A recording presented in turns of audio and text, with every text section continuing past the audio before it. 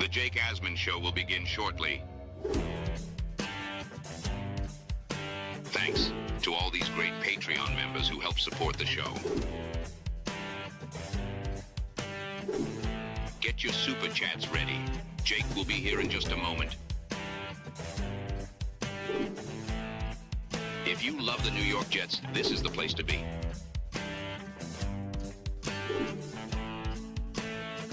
And now, the Jake Asman Show.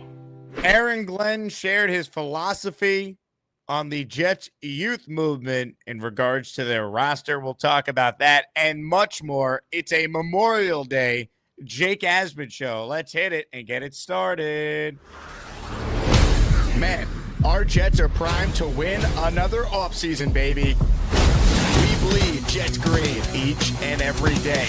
Will the playoff drought finally end? Kings of the offseason, baby. This is what we do. At least we have Garrett Wilson. We have Breece Hall. Please subscribe and hit the like button below. Super chat, baby. Cut the line. We have Sauce Gardner.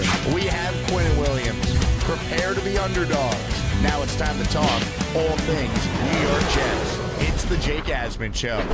Here we go, here on a Monday. Thank you to everyone who has served. Please remember why. A lot of us have the day off from work. Happy Memorial Day. Happy Knicks season is still somehow still alive. If you want more on the Knicks, I did a 25-minute Knicks-specific show earlier today that is up on the channel, and we could certainly talk about the Knicks throughout the course of this usual Jet show. Let's say hello to a good friend to the show, the host of the Nick Shine Show, the great Nick Shine joins us now. Nick, happy Monday, happy Memorial Day, and appreciate you hopping on with us. Yeah, happy Memorial Day, and shout out to everyone who paid the ultimate sacrifice for our freedom. God bless you and your families, and thank you for being braver than a lot of people. Amen. Amen. How you doing, buddy? Indy Jets nailing it here. Remember, all today's about those who gave the ultimate sacrifice. So well said, Indy. I will ignore the fact that you are a Pacers fan and read your tremendous note to the audience there. A lot to talk about with the Jets, surprisingly. Some interesting comments I want to dive into from Aaron Glenn to start us off. He was asked specifically about the roster turnover as the Jets are trying to get younger, and an interesting nugget about the roster I'll read in a moment. But Glenn's big quote from that answer was, you can't be afraid of young guys. You look at the Jet roster right now. They only have 5 players entering their age 30 season or older. Tyrod Taylor, who's 36, long snapper Thomas Hennessy, who's 31, Allen Lazard, who's 30, Josh Reynolds, who's 30, and guard Zach Bailey, who's 30. The Jets are,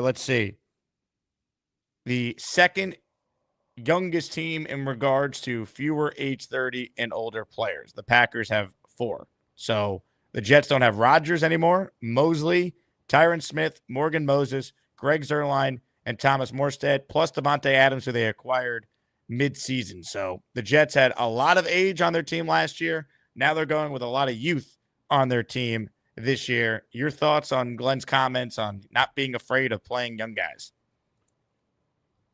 Every great player in this league was once a young guy. So they have to get their experience somewhere. And you can't be afraid of playing those guys, and you can't be afraid of making those guys great. And, they're at a point where it's the beginning of their regime. And I think they have enough young talent that they can mold these guys into the players that they want them to be while adding to it year after year. And if you have a good core, which we do, obviously the most important position, quarterback, is still up for grabs. But if you look, it's the best offensive line we've had in 15 years.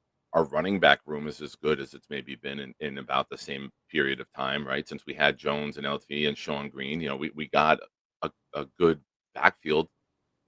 Our D-line is still, we got multiple Pro Bowlers on the D-line. Our secondary with Sauce, he's a top 3 corner at worst. Michael Carter at the nickel. And then, the other side, you could have Stevens play into a big role, or you just drafted Thomas in the 3rd round. Our secondary could be really good. We have a lot of parts of this team that are young and not in their prime yet, and they're still pretty good. So if they can develop these guys, get them all, if they can get Tittman to another level, right? They can get Will McDonald to another level. He's added the 15 pounds. They believe that they can build these guys up. Even the guys like Quinnen, they're still coaching Quinn, and who's got an All-Pro under his belt to get to another level.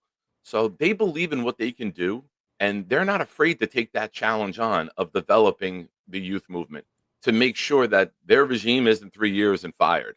They want to build this core up so that they have extensions. For those of you that don't know, certain coaches and general managers in this league do well in their job, and they get what's called an extension, and they get to do their job for a second period of time. So I think they believe in themselves enough where they're not afraid to take the challenge on.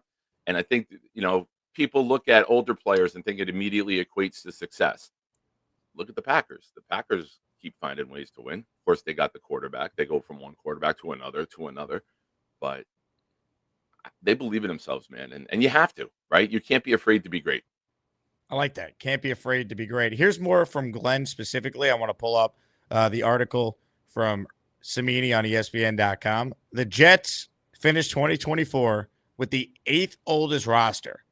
Now they're 29th. Quote, listen, do we want younger players? Absolutely. It's a young man's game. It's a young man's game, but we want players that can help us win. So if those players happen to be 30 years old, we get those players. Just so happened that we got younger while we got players that could help us win.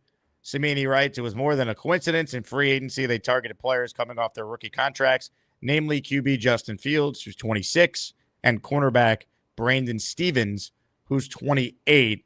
I do think it will be interesting, and hopefully the scenario will play itself out, that as the Jets go from this kind of retool, establishing what they want to be with Glenn and company in year one, to trying to win beyond just, hey, we're just trying to figure things out in year one, they actually shift into a win now kind of mentality. If they are more aggressive in adding veterans that they think can get them over the hump, or if this is just their philosophy no matter what, if you're 30 or older, we're not interested in you. We're only focused on guys who are younger. Yeah. It's, this is something that I projected, that they were going to go cheap in the free agent market. They weren't going to spend big. They were going to get role players, and they're going to draft and build their core. And you saw a lot of short-term deals. You saw young guys. You saw their vision pretty quickly with this team and where they're at. So, I mean, they're standing on what they believe in. And if you want to be successful, you got to have a plan. You got to execute it. They have the plan. Now execute it. Go win games. Prove all the doubters wrong. Prove all the naysayers wrong. Win some games. And more importantly, win some games you're not expected to win. That's what really gets momentum going. Hit the like button if you're just tuning in. We're talking with Nick Shine. It's Memorial Day, and I want to do something fun for all the people tuning in here on this holiday. We do daily raffles from time to time on the show. We gave away 2 Anthony Beck jerseys during Friday's show. Well, how about something a little special today? A signed Braylon Allen jersey we'll give away at the end of this stream. All you need to do to be eligible is gift a channel membership or send in the requisite super chat. I'll add your name to the list, and you're in our daily raffle. A signed Braylon Allen jersey is the prize. Thank you to everyone who supports this show. And if you enter the Braylon Allen daily raffle, you're also, of course, entered in the Walt Clyde Frazier raffle, Joe Namath raffle, and CJ Mosley weekly raffle that we'll do at the end of this upcoming week. So your chance to win a signed Braylon Allen jersey at the end of the show. Nick, I want your thoughts on the idea that Joe Tippmann is battling for his starting center spot against Myers, the guy they signed from the Packers. Are you buying into that, or you don't think it's a true competition? I think they've targeted this position to kind of send a message to the rest of the roster where your job is not guaranteed, and what has been in the past doesn't guarantee it will be in the future. And I think they're putting a little bit of a spotlight on this. I think Tippmann wins it, and I'm not very impressed with Myers as a blocker, either run or pass.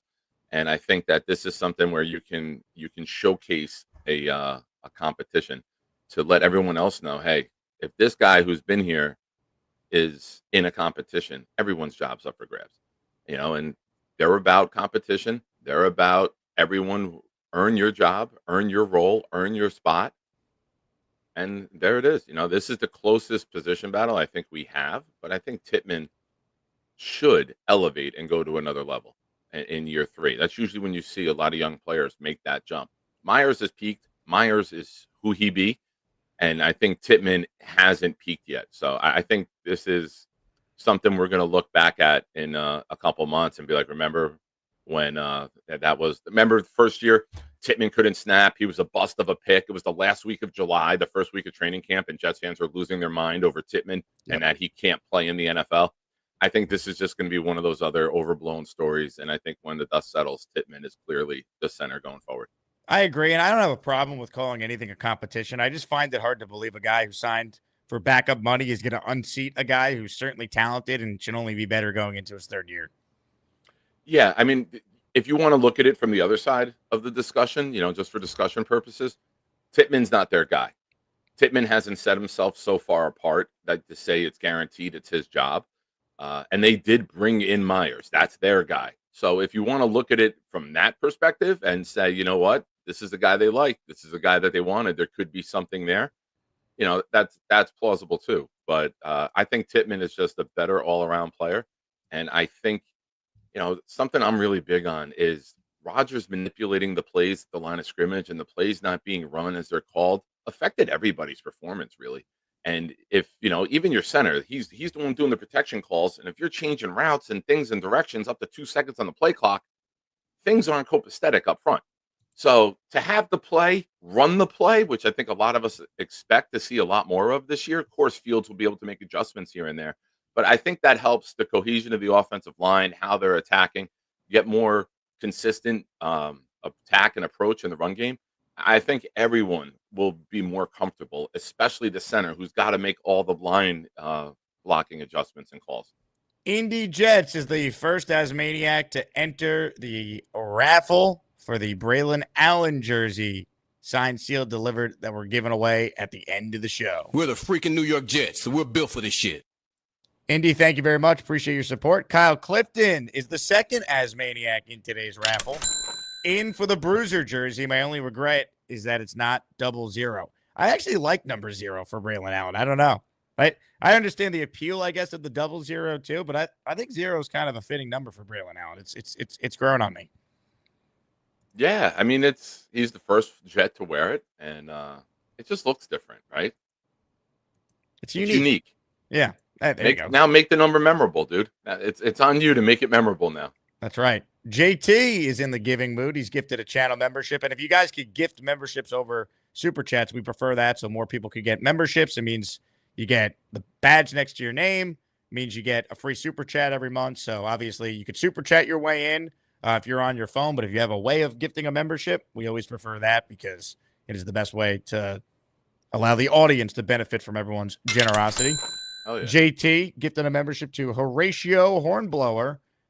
Oh, wow. Nick, you're just bringing out the memberships, man. They're flowing now. Legends are showing up right now. You seeing this? Rick Kent, the Rick Kent, a legend in his own right. 5. The big fella gifting 10. Now, normally when big fella calls in, we play his intro, but he's been calling in from his desk lately. So I'll tell you what. I won't spoil it, but I kind of will spoil it. Let's just say we might have a new intro for the big fella when he calls in from his desk. So it's called a tease in the business. I'm going to play this for old time's sake instead then. When he's home, his bell is on the bed. That's what feels good. On the road, his bell is on the bed. In a dirty hotel room. He calls the show, his bell is on the bed. He's just more comfortable. He got a beard, loves the Jets, Super Chats. Where the big fella sleeps alone. There's no room on his bed. Where there's a big fella. Hell yeah. Hit the big fella emoji. Hit the Rick Ken emoji. Here's who got memberships here. Kyle McLeod, Nathan Edwards, SK, Stephen NYC, Bio Salsa, Stephen Craig, King of Kings, Jose Oliveros, Jamel Hayward, King Lowski, Vinny Farrow, Friday Jones, Sean Cora. Beautiful. All right. Keep it going here. Wow. Membership's flowing. Mike gifting a membership. Thank you, Mike. Alan says that jersey has my name on it. Dylan Terraman in the house, a guest of the Nick Shine program, gifting 5 channel memberships. Dylan, this is for you. Oh.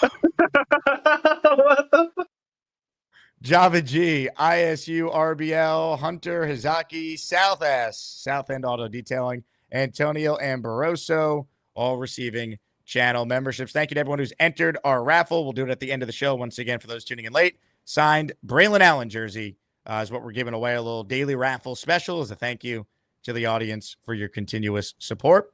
Party with Peg and Artie writes in, to all the Asmaniacs who lost their brothers that served, we will not forget your service and pray for them. Once again, thank you to the brothers and sisters, everyone out there, and their families on Memorial Day here.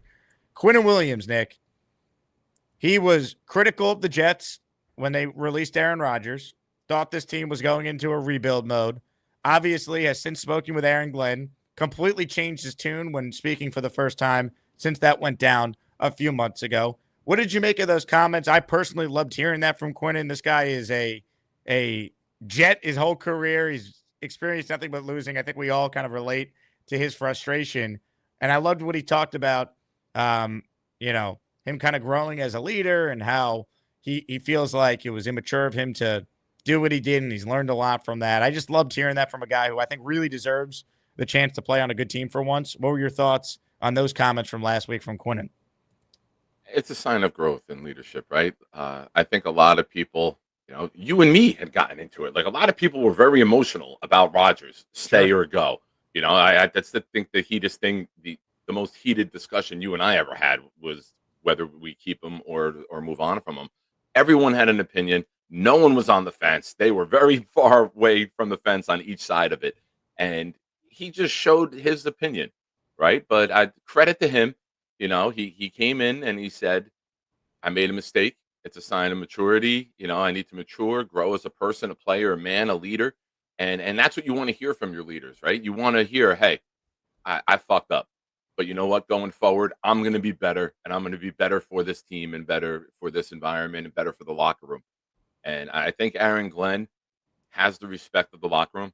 I think they like that he's no nonsense, and he's not trying to be their friend, but he can coach in a friendly manner, if that makes sense. Like he will try to build you up. He will try to coach you up to get you to another level. He has your best interest in mind. He'll take you under his wing. And I think now that they're spending more time together, Quinnen is buying into it. And you need your leaders to buy in, right? Like, let's be real. The most important family besides the Johnsons with the Jets is the Williams family, Right. with Quinnen and Quincy on D. And now their other brother, Giovanni. You need the Williams family on board with what you're doing with the Jets, right? They're the most valuable family that we have.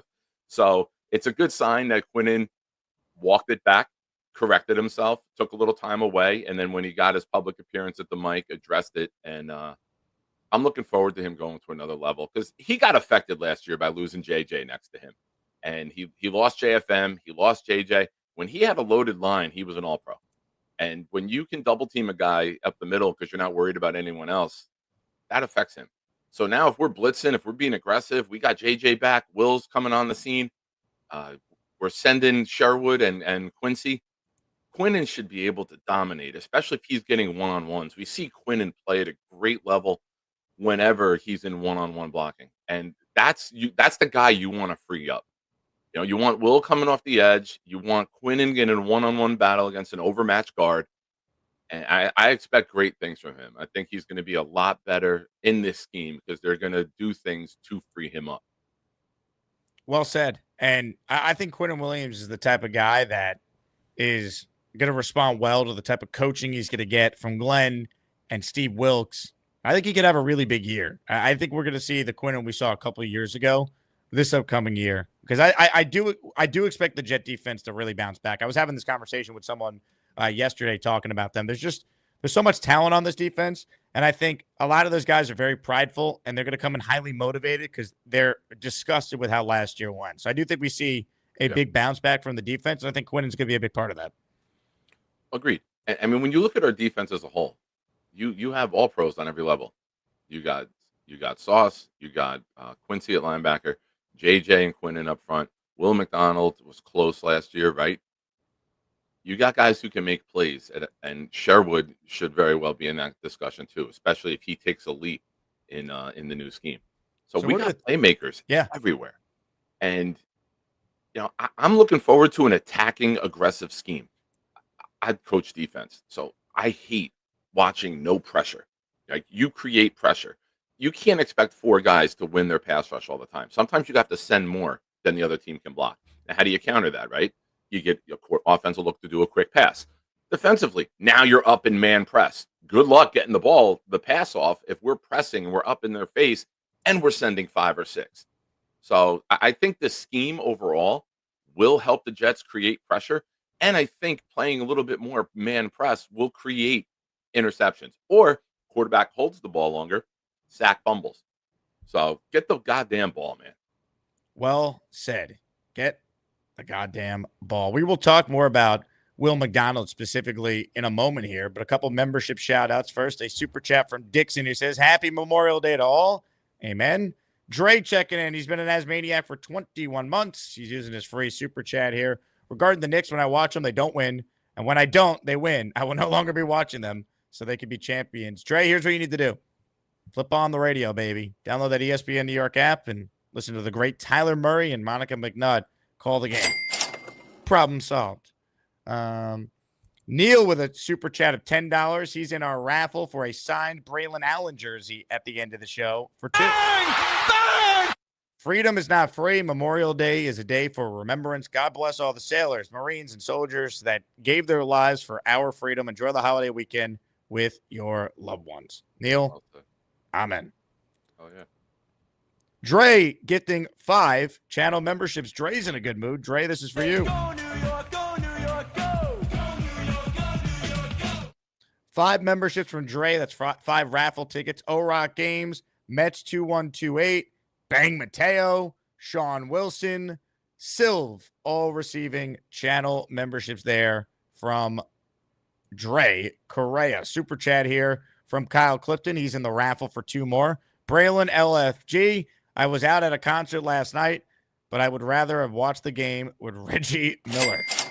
God, the broadcast was just so insufferable at times last night because I was at the first 2 games, right? So I didn't have I wasn't locked into the broadcast, of course. So it's just brutal hearing that. But you know what?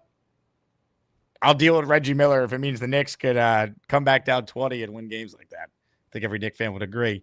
You're in for 2, Kyle. Appreciate you. Now they got to win game 4. And for those who want more Knicks commentary, I did, before this show started today with Nick, do a specific 25-minute Knicks reaction video up on the channel. So check that out if you want more Knicks content. And when you call and you want to talk about the Knicks, you certainly can as we talk Jets, Knicks, and everything else going on in New York sports around here. Anthony is in our raffle at the end of the show for 5. Michael F., James Kennedy, Mark O., Manny P., and Gary Pape all receiving memberships there from the great Anthony Lugariato. Appreciate you, Anthony. I mentioned Will McDonald, Nick. I'm curious your thoughts on this. So Aaron Glenn revealed that McDonald has apparently added 15 pounds of muscle. I'm pulling here from Samini's story, so we have the quotes all in one place. Quote, edge rusher Will McDonald has gained 15 pounds, according to Glenn. He didn't provide an exact weight, but it could put him in the 250s based on his listed weight from last season, which was 236. The Jets say this is a good thing because they believe it will make him a stronger edge setter against the run. There's always a delicate balance when a speed player adds weight. The last thing you want to do is compromise his best asset. We're going to let him loose, Glenn said. We're going to let him get to the passer. That's what he does best. One of the few bright spots last season, McDonald finished with 10.5 sacks, but registered only 2.5 over the final 10 games. The extra weight may aid his endurance for the second half of the season. Your thoughts on the McDonald weight gain? Obviously, the Jets showing a lot of faith in Will McDonald, and some of the comments Glenn made about letting him loose and how he is incredibly talented and just raving about him. That was good to hear. Your thoughts on that? You can coach and teach a lot of things. You can teach technique. You can teach hand position. You can teach get off. You teach first step. You can't teach speed. And his speed off the line is remarkable. And adding muscle, he's not adding 15 pounds like we add 15 pounds if we gain weight. You know what I mean? Like he added it in the right places to help his game. You know, they put a plan together for him. You know, Von Miller was never the biggest guy. Dwight Freeney was never the biggest guy. If he can be a guy who is effective in the run, but elite as a pass rusher, you sign up for that. You just don't want a guy who's going to get thrown around like a rag doll. So if this can help him be a little more stout in the run game, I'm all for it. And as long, like you said, as long as it doesn't affect his speed, which I don't think it will, because they wouldn't have let him got there if they think that was going to be an issue. So if he can carry it well, and if you're adding muscle to, he's not adding gut fat. He's adding muscle to his arms, his upper body, his shoulders, his neck, his back. Like he's adding, good weight. So I'm all for it, and I'm looking forward to see if he can be a 3-down player, because now that this D line gets rotated everywhere, but the Salah scheme, they rotate a little bit more. So for those of you who've been screaming that you want your best players on the line in the game more, you know, you're going to get that. I think you're going to see Quinnen and Will out there more. I think you're going to see Jermaine, when he's fully cleared, he's going to work his way back into being out there a lot. I'm looking forward to seeing the D tackles, or like Quinnen saying, all right, take me out. Now I need a break. Not just coming out because that's the rotation. These guys are smart enough to know when they need a breather. And you run your best guys. And I'm thinking Will McDonald. I'm predicting 15 sacks, 1 for each pound. I called 15 last week, and then we found out during the week he gained 15 sacks. So I'm going 15 for Will. If you look at how many he just missed last year with getting upfield, his spin move, and then he crashes down on the quarterback. And there's like one with Josh Allen where the ball's just getting out on a pass because we're playing a soft-ass zone, Jake. You play man-to-man now, and you take these guys off their routes. Will's getting home 4 or 5 more times last year. The ball was out just before he got there. So I don't think it's crazy to say it, but let's go, baby. 15 sacks for Will. Unreal. I'll take that. I just hope this makes him better against the run, because if he becomes more of an all-around player, you take that. Because I do think he is going to have like 10 sacks regularly. Like, I think that's his floor. I just think he's too talented. Now, you'd like to see it, come spread out over the course of the year rather than be very front-loaded. But he was still making plays even when he wasn't necessarily getting sacks. So I don't always just look at the sack number. Like, I think McDonald's a really good player, and I think this coaching staff is the right staff to be able to take him to that next level. And if he's better against the run, that opens things up a lot for that D-line group. I mean, McDonald and Jermaine as your edge going forward with Quinnen, you feel pretty good about your top guys if that's the case. Yeah, and let's not forget, Will's fall off came after Jermaine Johnson was out. When Jermaine and Will were there, Will was getting home a lot. That's when his numbers in the beginning of the year were good, and he kind of slipped. Everyone slipped. I know Jermaine went out early, but they moved Reddick to the side. It was more Reddick coming back, and McDonald moved to the opposite side on the D line, and he wasn't as efficient. So I wonder if that had something to do with it. That didn't deserve it. Reddick didn't deserve the respect. He should have earned his spot. Correct. He was terrible. And how they did it, why they did it, and now Will deserves that respect. You see this new regime is coming in, and Sherwood got love and got paid, and they never coached him for one game, Jake. And they looked at the film and said, you know what, we cannot let this guy hit the market. This is a guy that we want here. We're not taking a chance of losing him, and they never coached him for a single play. You look at Will McDonald, they see his skill set, and with a blitzing aggressive scheme, you want to free up Will McDonald. You want Will McDonald being the guy free, chasing Josh Allen, chasing Lamar Jackson. You want him being Drake May, who can move. You want to free him up where his skill set can be dominant and go track down these quarterbacks who love to get out of the pocket. That's the guy that you want to scheme free. Well said. Hit the like button if you're just tuning in. We're talking with the great Nick Shine of the Nick Shine Show. J.R. Jett, who will be joining us at our Yankee Stadium outing next month, just gave us a 5-spot of channel memberships. Go New York, go New York, go! Go New York, go New York, go! Paul Bruno, Carlos Santos, Kevin Tattoos, Jonathan Rentis, and Stephen Dominic, all channel members. Reminder, our latest channel emoji is live. We added it the other day. The Chef Kevin emoji is now available to pay homage to the great Chef Kev. So thanks to all the channel members out there who continue to support. JR's in the raffle for 5. I just saw we had a viewer spike. If you're late to the show, we're doing a Braylon Allen jersey giveaway at the end of this one. So gift the membership to be entered. And to answer the question, I saw someone wrote in the chat, if you gift to be in the daily raffle, you're obviously in the weekly raffle. We're targeting this Friday this week. for the raffle. And if actually, it might even be before Friday. I got to do the math on all this. But anyway, we're giving away a CJ Mosley jersey, Joe Namath jersey, and a Walt Clyde Frazier jersey as our top prize. Continuing to do some Knicks items in honor of the Knicks epic playoff run. Speaking of epic, Charles A. Gorman with an Asmaniac super chat. Happy Memorial Day, everyone. How are you guys doing? Nick, how are you doing? I'm fine. You? How do you think the Charles move is going? Any updates?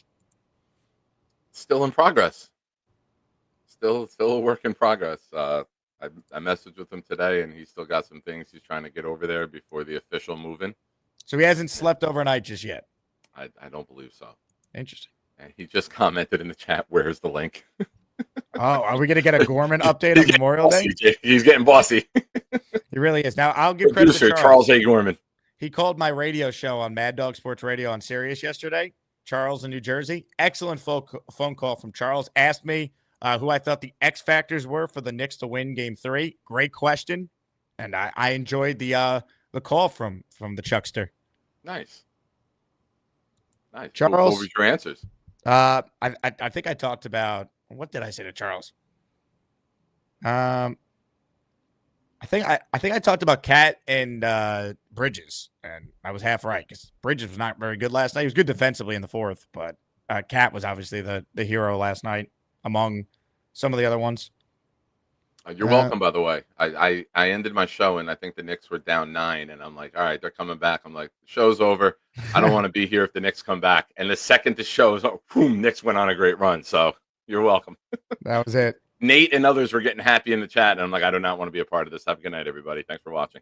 Ladies and gentlemen, some breaking news. Are you kidding me? Is this the real Bobby Beasley? He writes in, my counsel has informed me that we have to reschedule for another date due to today being a federal holiday. Beastbreaker 666 has not heard the last of Bobby Beasley. Are we buying this being a real Beasley account? Because I was expecting a call-in from Beasley with his attorney, and he was going to try and expose Beastbreaker, and that has not happened. I don't know, man. Respect to SpongeBob though in the picture. Is this the real dancing. Beasley? He's dancing. He's afraid to face the music, and he's afraid to face the counsel of Mr. Bonesy. And I'm sure that his lawyer heard Mr. Bonesy is on the case, and he's like, I don't want nothing to do with that. We can't go up against this guy. He's a legend. He's the Asmaniac champion. Ladies and gentlemen, Beasley has responded. Now, let's hear from the Beastbreaker side. Are you an actual lawyer or what, man? Yeah, I am a lawyer. If you in trouble with the law and you need a lawyer, you better call Bonesy. As maniacs unite when the beast is in trouble, so you better call Bonesy. Ignore the shoes behind him. Those are law books. Those are law books.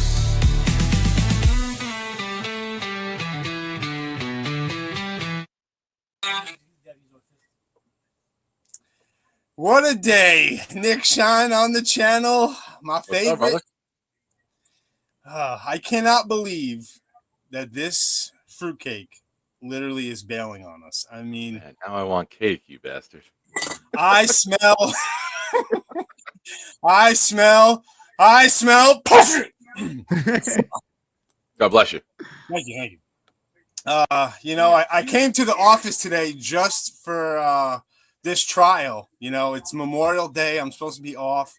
And I said, dude, I got to represent my client. I'm a man of my word. And now Bobby Beasley is he's pussing out. Well, Bobby, we all sometimes just have a whispering eye that we just let out. And I guess yours is out on the prowl today. Now, do you think Beasley will ever show his face? No. This is a coward here, not showing his face, not showing up for your court date, bro. Come on, give me a break. This is ludicrous. Well, Fear makes men do crazy things, Bonesy. They're scared of you.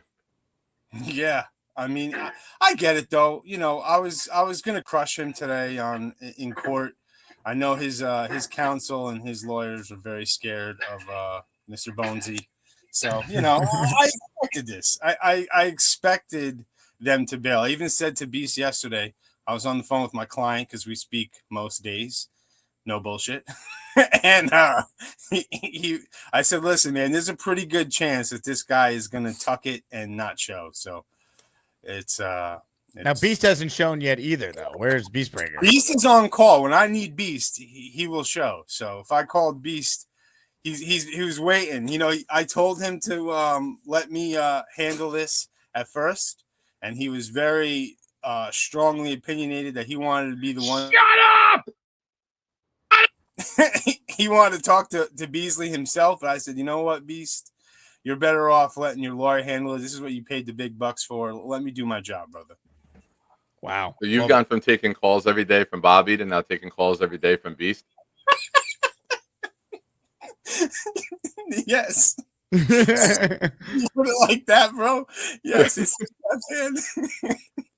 and the best part is like Beast calls and he doesn't know who picks up the phone. He just picks up, and you know he called me and I'm not here. And Mr. Bonesy, is that you? We got to talk about something that's very important. It's like he doesn't like care who picks up the phone. He calling the store? Yeah. He calls. You mean the law firm? Sorry. Yeah, you don't the law see these store. The books law behind store. you? Forgive me. Yeah, Those are law books. I misspoke. Those are law books. I've been singing that all weekend to myself. It's a catchy song. I sing it in the shower. Well, Mr. Bonesy, I'm glad that Alden's is open on Memorial Day. We appreciate you calling in. Obviously, you were prepared to litigate, and Bobby Beasley and his attorneys were not. So I think that's a win for Beast on Memorial Day. Agreed. Beast is cooking for his family today. He's flipping burgers. I'm scared to see how his food comes out, but Beast seems to be confident in his cooking, so we will see. Shout out Joe Bonesy in the house. Big Joe, baby, let's go. Kyle Clifton.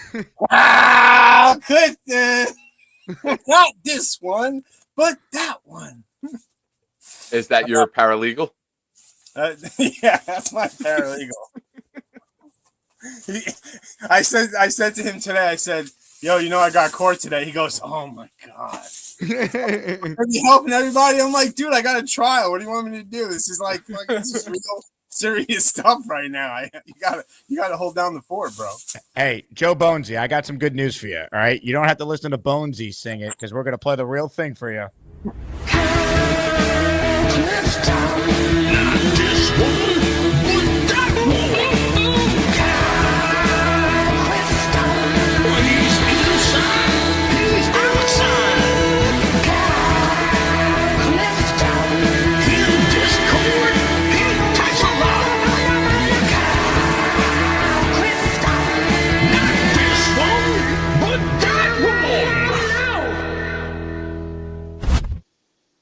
I appreciate that, Jake. Just for the record, I love Gator's songs. I just hate when he sings. Mr. Clifton, how we doing? I'm doing good, guys. How are you? What's up, buddy? I'm doing living well. the dream. I'm a little hungover, to be honest with you. Yes. Hell yes. I was out last night at a concert and wasn't able to see any of the Knicks game, but you know the Pacers have put the pressure back on themselves after the choke sign in game one. So I love it. I got to win game 4. Knicks got to win game 4. So it makes total sense that Beasley would cancel today. Post offices are closed. There's no mail service. The banks are all closed. There's not even a fruity wrestling event to be found anywhere. So That's not true. Monday Night Raw is on. Oh, that's true. That's true. But yeah, I mean, it's a office, but it's a storefront office. This where Mr. Bonesy works. Kyle, the chat has thrown out a couple questions. What concert did you go to? We went to go see the Bogman at the Rockaway Hotel out here. It was a rooftop concert. It was pretty cool. Nice. They're big in the Bronx and Westchester and among like Fordham and Iona alums, and somehow big out here in Rockaway too. So Nice. Hey, But- Bonesy, this was just sent to me by Dylan Terriman. He just passed your office, the law firm. There it is. Wait, it's loading. Oh, God. I'm somewhere in the back. I'm about to call Beast right now. I'm looking on the caller ID to see where his number is. I wrote it down. What's up, Chloe? That'd be great if you gave a There it live is. read of the number. Here, you guys want me to call Beast live and see what happens? Absolutely. No, we want you to say the phone number out loud. Here we go.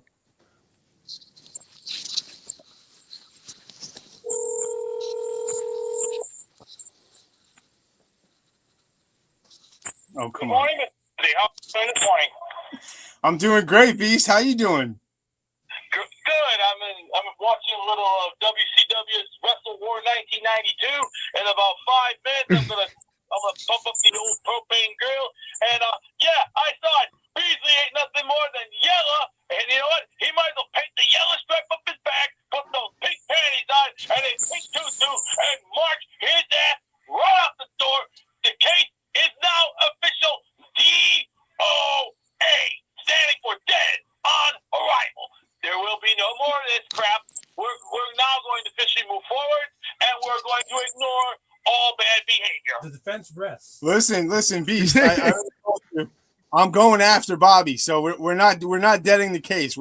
This guy is gonna call in, and we are going to crush him and get our get what's owed to us, which is our freedom.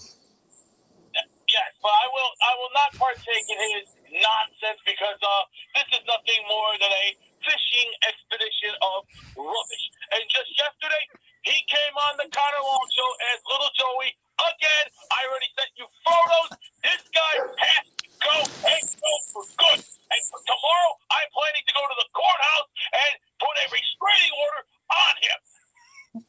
All right, Beast. Well, I love you, buddy, and I'm glad you were ready for me to call, because if you did call, I was calling to get you on here so we could crush him together. Yeah, seems like he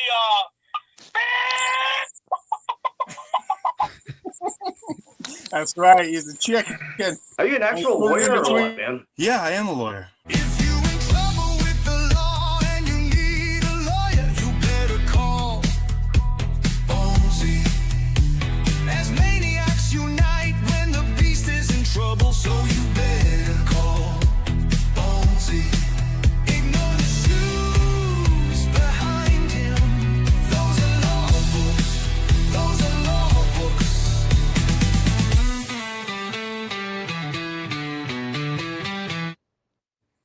The saga continues, but great attorney work by Mr. Bonesy today. Well done. Top notch, man. No days off. A couple super chats I want to get caught up on, plus get people acknowledged for their raffle entries. Michael gifted a 5 spot of channel memberships at 11:47 a.m. Eastern Standard Time. So, Michael, you're in our raffle for 5. The end of the show, we're giving away a signed Braylon Allen jersey to everyone who enters. So, gift away to be in. Boom. OG Jet fan says LFG Knicks. Now it's time for the Jets to put an ass whooping on New England and Miami and Buffalo. Infields we trust. Run the ball, dominant both sides of the line. Coaching, hell to the yeah. Alex says, what games do you think the Jets win? Also go Knicks. Knicks in 6. You want me to do a win-loss projection now, Alex? Game by game? I'll save that for closer to the season. But I think the Jets are a team that their floor is around 4 to 6 wins, and their ceiling could be around 9 or 10 wins, depending on the coaching and the play of Justin Fields. Those are the 2 biggest variables. It's impossible to answer them. I don't think they're the worst team in the NFL. I'll fight anyone on that.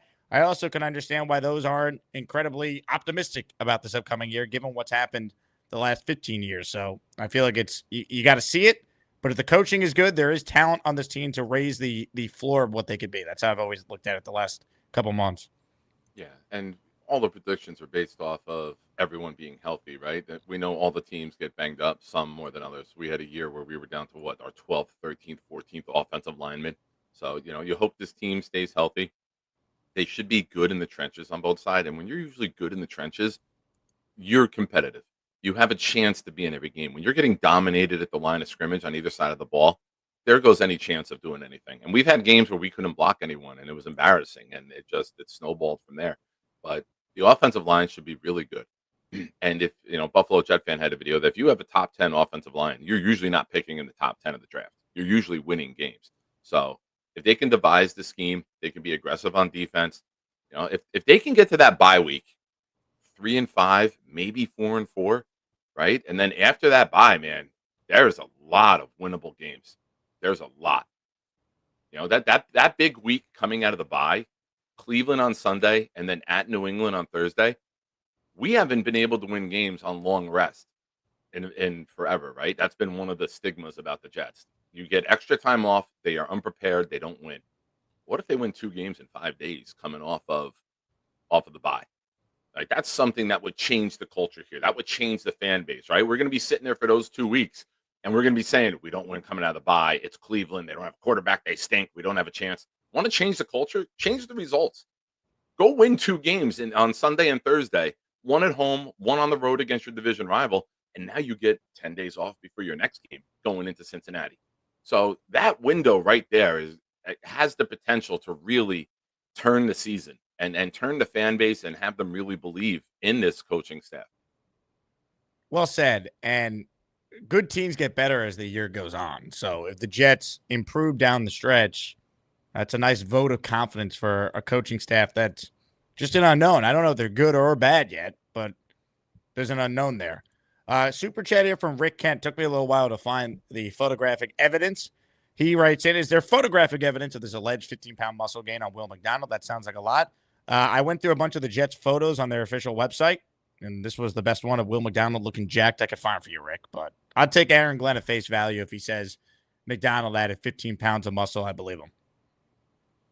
Yeah, like I said, it's mostly stuff you're not going to see, right? Back, shoulders, neck, underneath in the traps, the upper body strength, and maybe, you add some muscle down below, but you don't get, pause, no diddy, forget that.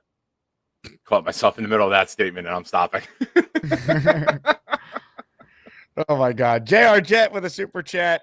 What a win last night. 1 game at a time. LFG. Like what I see so far from Glenn. Love it when a plan comes together. Happy Memorial Day. Go Knicks. Jet up. Yeah, man. I mean, the Knicks doing what they did. Just wow.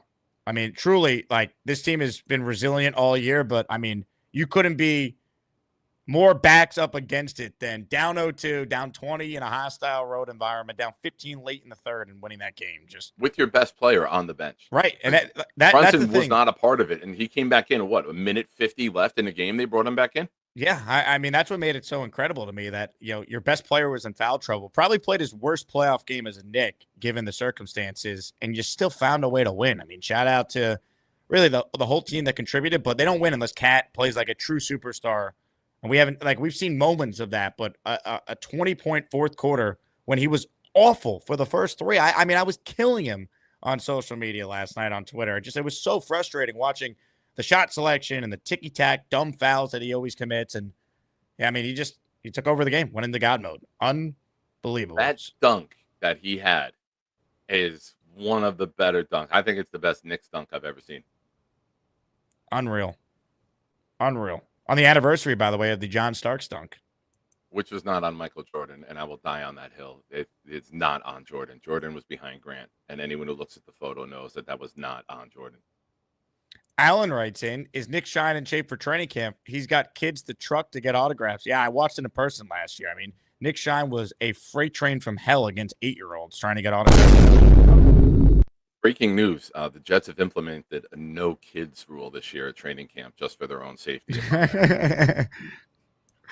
Nate asked a question. Nate, the guys upstairs were watching it on YouTube TV. I watched the last 7 minutes with them after the show. Ladies and maybe. Look at Nate trying to troll you, as usual. Are you ready for something brand new? I love it. Let's do it. Ladies and gentlemen, the debut song of the new Big Fella intro.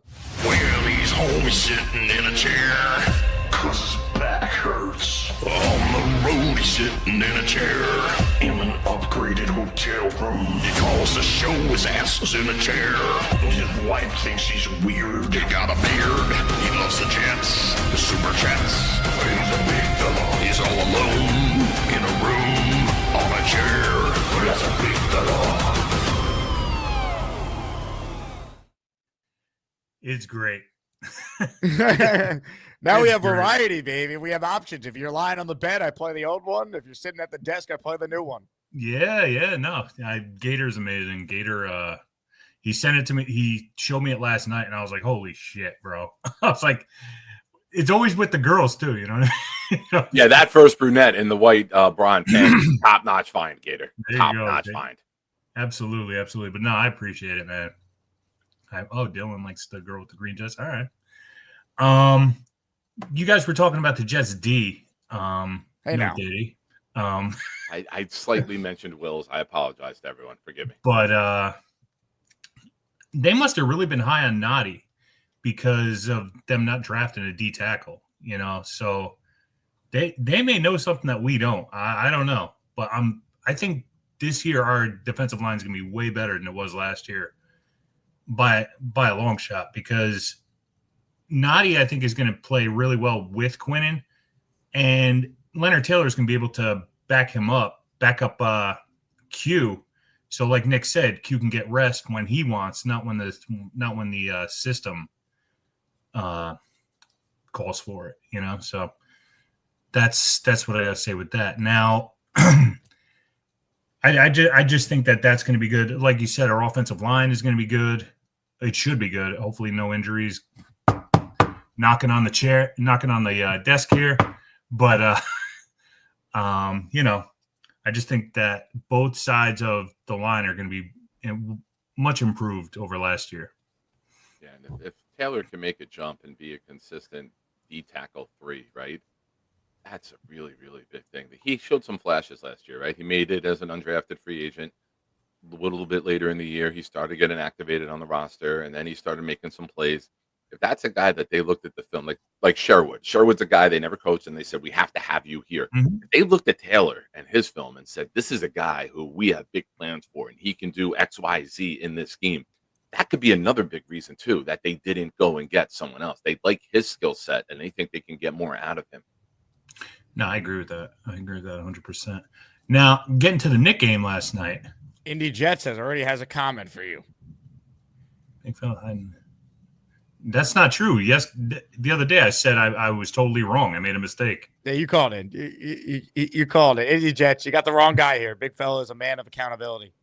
Yeah, right when it ended, I said I was wrong on this one, and I was. So, but whatever. I ain't hiding from nobody. I'm telling you, the Knicks are incapable of winning a game that is not in dramatic fashion. They're the cardiac Knicks for a reason. They're like the 2010 Jets. Every game has got to be the absolute most painful, excruciating way to find a way to win. That's, by the way, what the outlier being the Game 6 win over Boston, which was a party for every Knick fan. Yeah. Like that to me, like in hindsight, it's even more special that they dominated that game, because it's never easy. Somehow they always make it difficult on themselves. They go down 20, down 0-2, down 15 late in the third, and they found a way to win. Just unreal. I really am stunned. I just accepted that they were dead. I thought there was no way they were coming back. I really didn't. I'll tell you one thing, series, you just flip a coin, see which team's up by 20, and then you start the game like at the end of the third quarter. That's the game doesn't start until they're down 20. I'll tell you one thing, Indy. You guys left the door open, and you don't want to do that. Now, Game 4, Indy really has to win that game, and if the Knicks pull that off, it's okay, man. I get it. If the Knicks pull that off, then game on, baby. You know, Genergy's not feeling the chair setup. She'd prefer you to lay down on your bed. Belly's on the bed. Now that's only for Mrs. Phil. Calm your freaky down, Genergy. Calm your freaky down. No, I'm just kidding, Genergy. You're amazing. But Calm your freaky down. Breaking news: Genergy, bigger fan of the bed than a chair. Noted. Knicks pull that off tomorrow. Game on, baby. Let's go. And Game a lot of the people who were saying the Knicks were dead and everything, and gloating over the Knicks losing the past 2 games, and people talking tons of shit over the Knicks losing the past 2 games. They're really quiet today. They're extremely quiet today. So maybe they're the ones who are hiding. I know Indy's just busting my balls. He's a good guy and everything. But there are a lot of people that were talking tons of shit like the Knicks were dead, and look what happened. Let's go. What are your thoughts on Breezebreaker saying that the case is now dead on arrival because Beasley didn't show up today? Oh, he never arrived. That's How can it be dead on arrival? He never arrived. I just hope Beast, in all reality, does not go to a courthouse and tries to get a restraining order over this shit. because if he really goes to a courthouse over this bullshit, it's gonna be he's gonna go missing. They're gonna put him in a mental hospital. That's what I'm saying. Yeah, it's not gonna be a good thing. He's gonna like call my lawyer at Alden Shoes. Exactly. I need to get my one phone call is going to be to my lawyer at Alden Shoes. It's going to be a day that Bonesy's off and the other guys are going to be like, what the fuck is going on? No, the Beast has to realize that this guy's just trolling him and words don't mean shit. And, he's just gotta get past that. But I'm not saying Beasley isn't a piece of shit because it seems like he is. But, whatever. Well, big fella, we appreciate you calling in. I'm glad you like the new intro. I do. And whether you're lying on your bed or sitting in your chair at your desk, we love your contributions to this program. Well, I love you guys, and hopefully I see you guys soon at a meetup or something like that. You guys are great. And I Ladies and appreciate gentlemen, the big fella. Well, he's home sitting in a chair, 'cause his back hurts. On the road, he's sitting in a chair, in an upgraded hotel room. He calls the show, his ass is in a chair. His wife thinks he's weird. He got a beard, he loves the Jets, the Super Chats. He's a big fella, he's all alone, in a room, on a chair. That's a big fella. Shout out to the big fella. Shout out to Jets Johnny, who served in our Marines. So, Johnny, obviously, we thank you today and every day for your service. In memory of the most badass MFer I've ever known, Edward J. Dices, 89 through 2012, USMC gone but never forgotten, Semper Fi. Well said. And we thank Edward for his service as well. Johnny's told me about Edward before previously. What we got here? Tom A says the SMD Knicks and 6 chant is my new favorite. I was dying when I saw that, and I immediately thought of Gary, Captain Literal Man. Remember, he left the Discord because someone told him SMD, and he's like, someone was asking me for oral sex. So I had to leave your Discord. I go, okay, Captain Literal Man, kiss my ass. Does that mean I want you to kiss my ass? But that's Gary for you. What else do we have here? Ladies and gentlemen, on the Gus Buster Umbrella Hotline is a man who said he was not going to call in today. He said he was avoiding the show because Bobby Beasley was going to be around. Ladies and gentlemen, the Beast is on the line, and we say hello to him right here. And right now.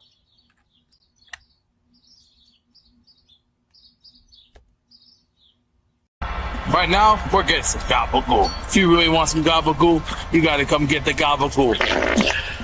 Catch you later.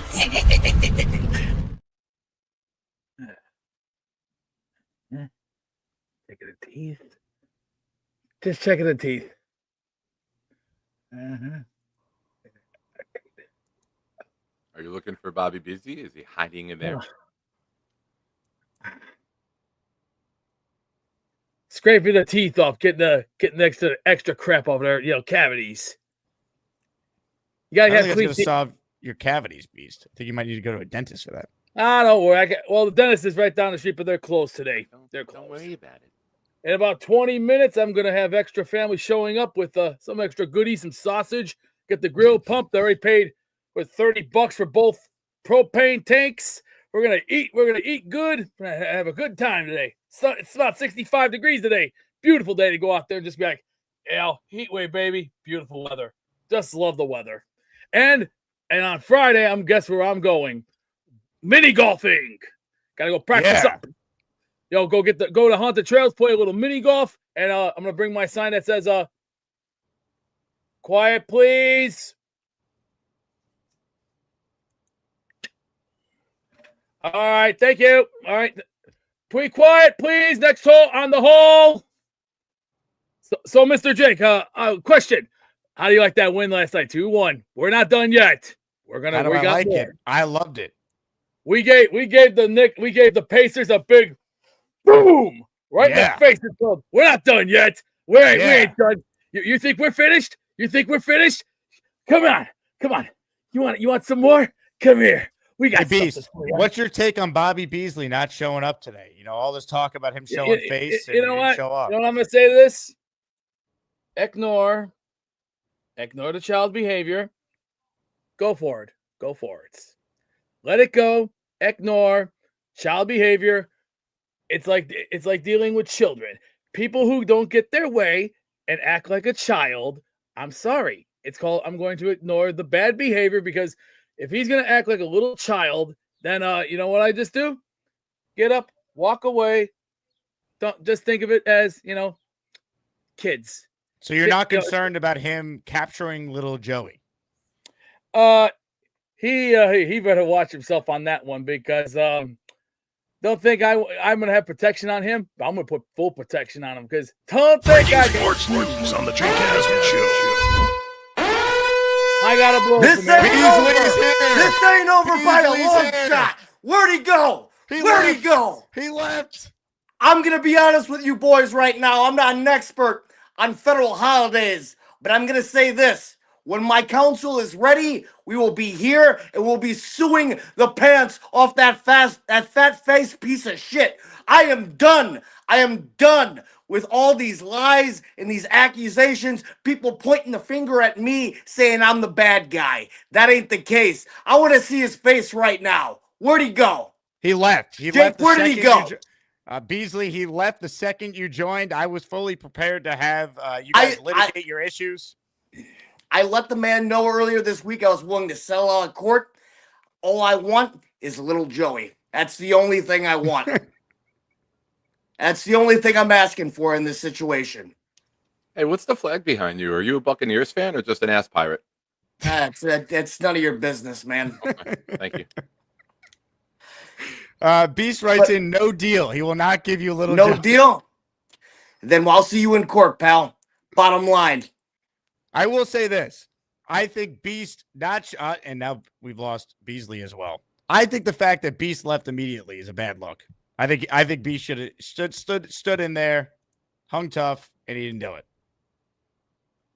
This is quite the dilemma. I don't even know what to say to this. I'm pretty good with flying off the riff, but I'm like, what the fuck? He left the second Beasley was on the screen. We couldn't even get a stare down. He ran to get Joey, I guess, and protect him. Look, I don't have Beast back with us, but I do have his attorney, Mr. Bonesy. What do you make of what just happened there?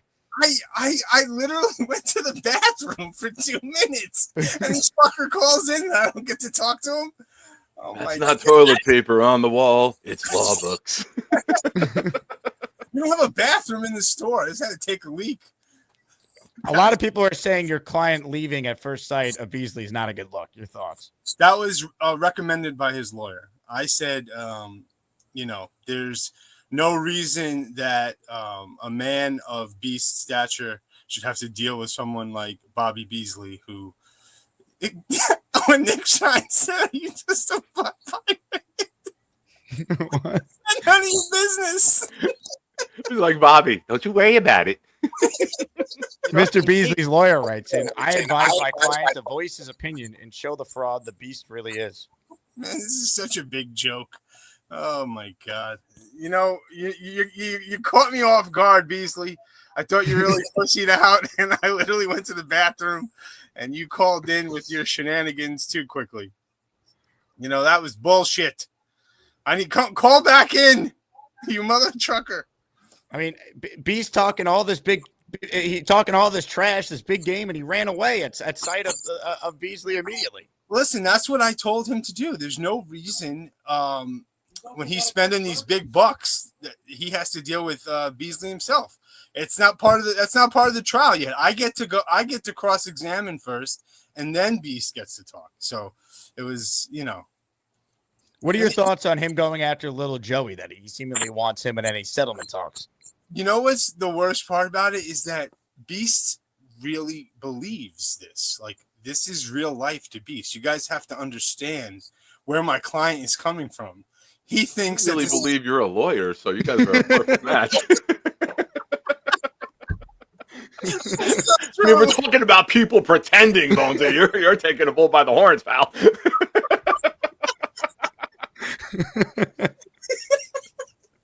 You got me, bro. You got me, bro. Fuck. So we're getting Beast.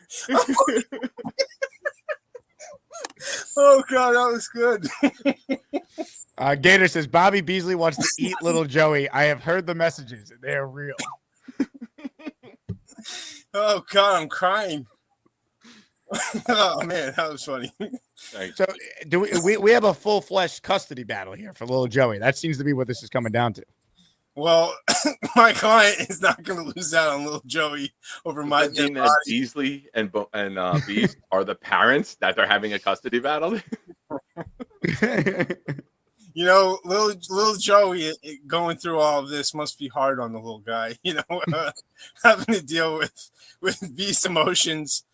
Beast is very strongly opinionated about little Joey. He's worried about him, and there's no chance we're losing custody of little Joey in this battle. I'll tell you that. Unbelievable. Well, I'll tell you what, Mr. Bonesy, if Beasley shows face, we will obviously bring you on immediately.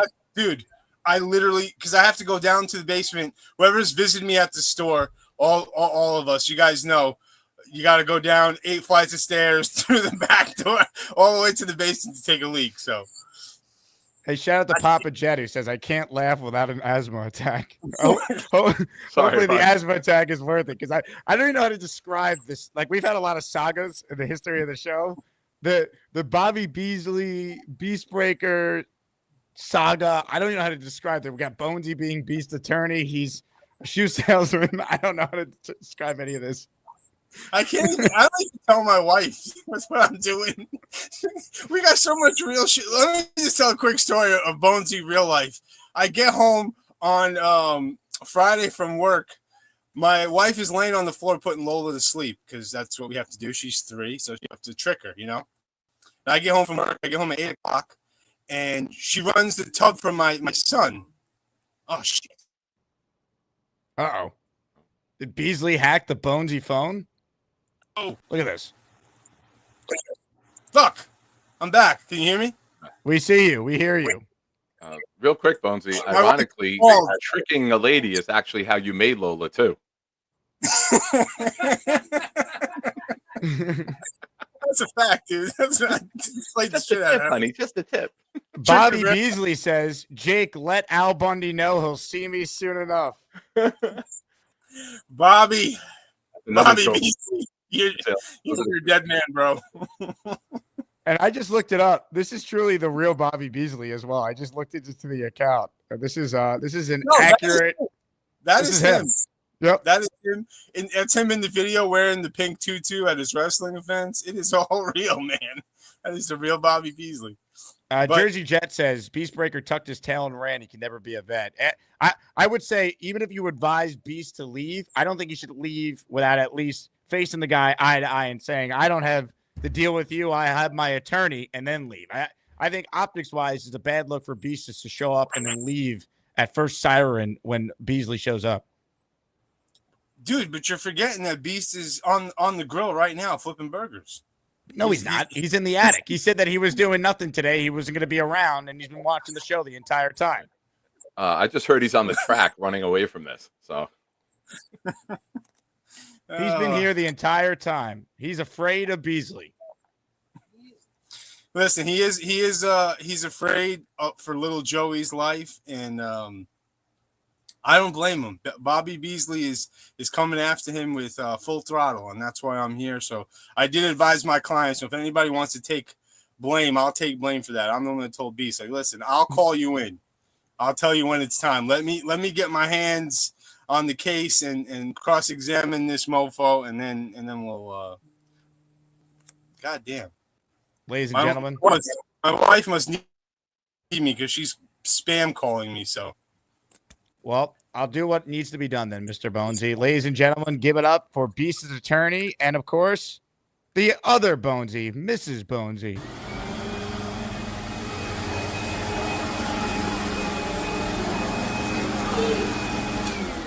Oh, Mr. Bonesy. Incredible. What a moment in time. Super chat here. Big fella says Beasley may have the edge in the custody battle because primarily the child goes to the woman, and since he wore the dress, he has the advantage. Salient point. Great take.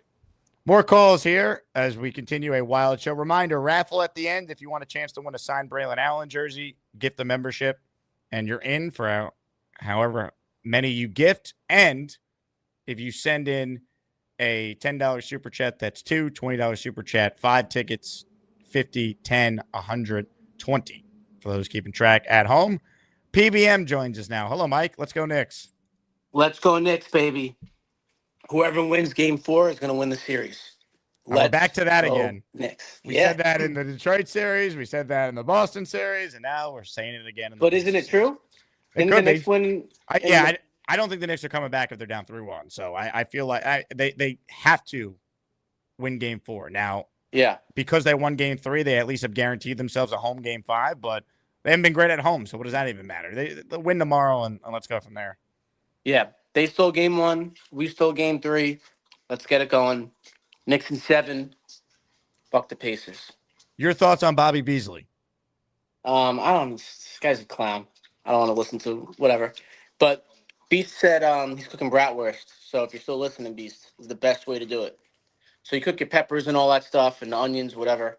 But you cook the bratwurst either on the grill or on the flat top inside beer, a light beer, like a Bud Light or something, and cook it and boil it kind of in there. That's the best way to cook a bratwurst. Life-changing. If you've never done it, it's awesome.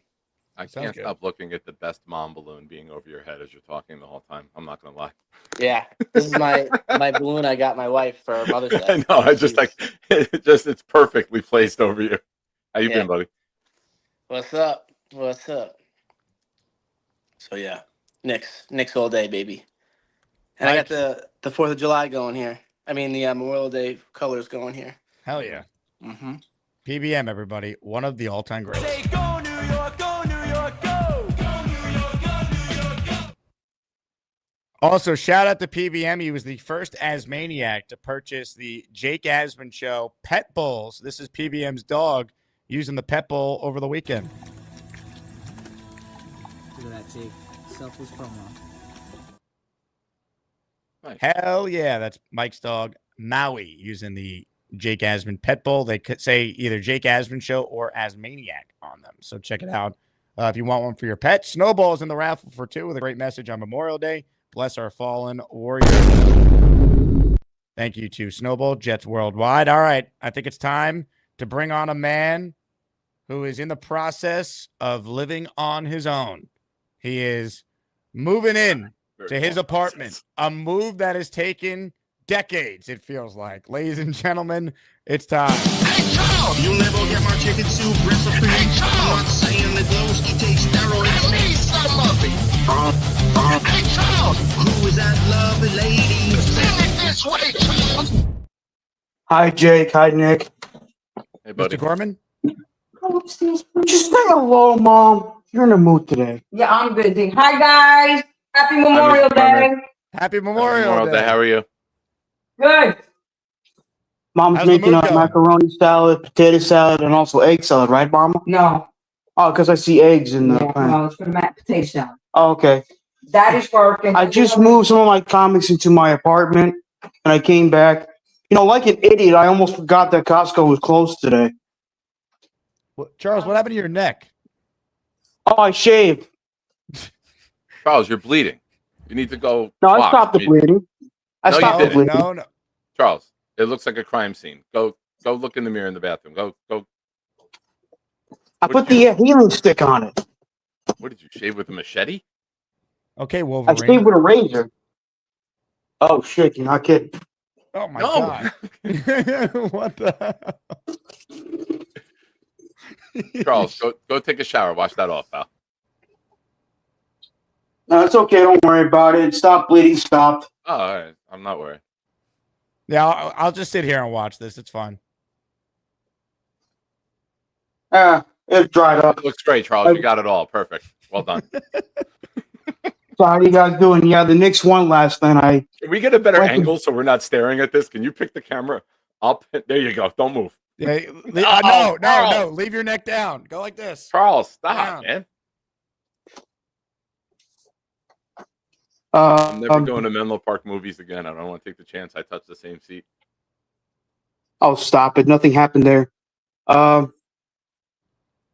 Yeah, Blitz BK, this is a crazy show. You're not kidding, bub.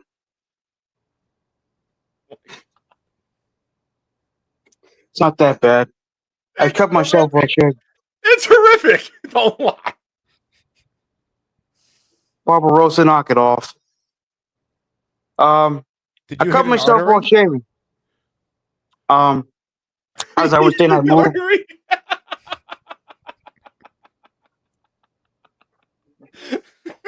Was OJ at your new apartment? What really happened? That doesn't look like a shaving wound. I shaved at my house, Jake. I woke up, took a shower, had breakfast, shaved, and I cut my chin. I cut my neck. It's not a big deal. Yourself. It bled a lot, but I stopped it with the healing stick. I don't think you stopped it. It's still going. There's no It's more all blood. over your shirt too. You got to change your shirt. Yeah, man. It's not really good to be seen like this, but Unless that's a hickey. Peter Castro says that's a hickey. Did you Not a make out with a hickey. vampire? Maybe. Where's your Ah, vacuum? sexy vampire. I use this, the healing stick. I think its powers are lost, buddy. It looks bad. What the fuck? Oh, my Did you not deodorant use fell. shaving cream? I use shaving cream. Yes. Did you not have a fresh razor? I used a fresh razor. Yes. Nate says you just called the Woodbridge police and they're going to be over in 3 minutes. Good. Thank you. Matthew says that's a bad look. John says Charles, holy shit. Dominic says count Charles. David says Charles is bleeding out. I'm not bleeding, guys. It's Charles, stopped. stop showing it. Charles, stop doing that. Now get a little closer you. to the camera. Yeah. Go close. As I was saying, I moved some of my comics into my apartment today. Then I went back home. And James I was says looking. Dateline's coming to your house tomorrow. Is this true? No, it's not.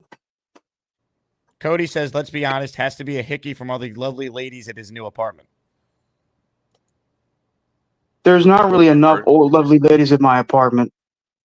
Bill I M would says have that felt stick so much isn't better meant for about the gaping situation wounds. if you would have just told us it was barbecue sauce from lunch. I would have been like, oh, okay. That would have been much better if you're like, oh, I had wings and I dropped one and it rolled down my neck. Also, congrats to Charles on maybe locking up #1 caller this month with this masterpiece. And instantly, no one cares about Beasley and Beast. Charles's neck. Some people are just generational. The whole theme of today's show is with Bobby Beasley calling it. Well, one call, Charles. Yeah, getting a I shame think the job Bobby at Beasley, Bobby Beast Breaker thing is a bit crazy for my taste. What the hell? Hey, Charles, give us a little up down. Look up at the sky and then look down at your toes.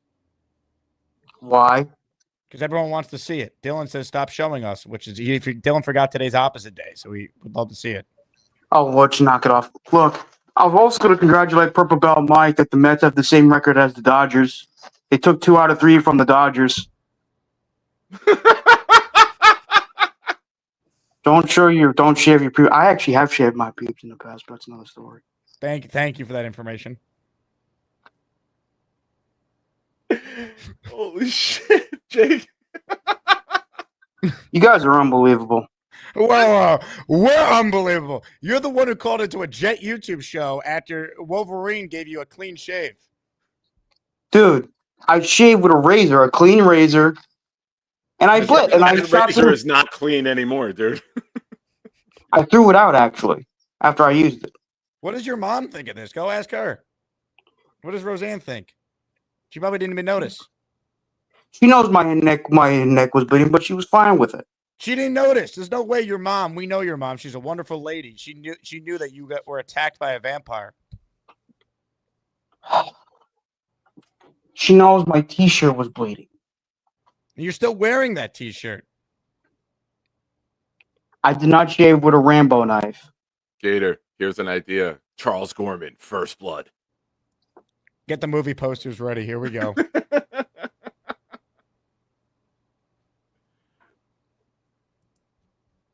Big fella with a $10 super chat in the raffle for 2. Charles, stop lying. You got those war wounds from the 300-person brawl at the Woodbridge Mall. He is a gladiator. Charles, if you shave your face like you shave your pubic area, you will end up in the ER. Yeah, I fought. Actually, big fella wasn't actually 300. It was actually 300,000. No, it was 300 people. It was at Menlo Park Mall last weekend, and then they did Woodbridge Center this week. Hey, Videos Charles. are crazy. Can you say nobody makes me bleed my own blood, but say it like how Ben Stiller said it in Dodgeball? No one makes me bleed in my own blood, except me. Nicholas says, Charles, shave up and down, not side to side. I was shaving up and down. John says, just wash your neck and change your shirt. I would take a shower, bud, because Why don't you change your shirt? Everywhere. Yeah, go hop in the shower, Charles. Give us a call back, all right?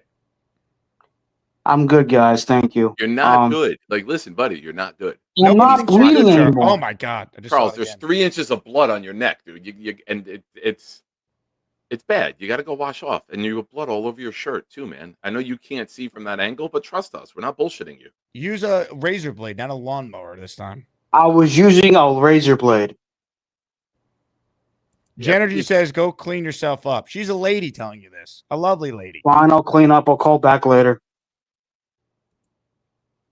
Ladies and gentlemen, an all-time call from the number 1 seed in the 2025 Asmaniac Madness tournament. I just got a text. I'll say it. I guess this person didn't want to put it in the chat. It looks like Michael J. Fox. J. Charles. Jeez. Oh, my God. I like that they send the message to me knowing that I'll say it. Also, in the middle of all that, Big Fella bought a coffee mug from my merch store. So thank you, Big Fella. Appreciate that. Way to use the Patreon discount at checkout. Oh, my God. I'm looking at first, and I'm like, oh, no. And I'm trying to get a read on it, and then it was too late. The chat already erupted with it. Oh, that's going to be good. Oh, my. That Gator. Gator's like, son of a bitch. I can't even get a holiday off. The floor is yours. What you want to do with that one? But that clip definitely needs to be pulled for the archives. That clip will live on in infamy on Memorial Day. I'm good. Don't worry about it. You're not good. Dude. There's a 3-inch trail down your neck. You're not good.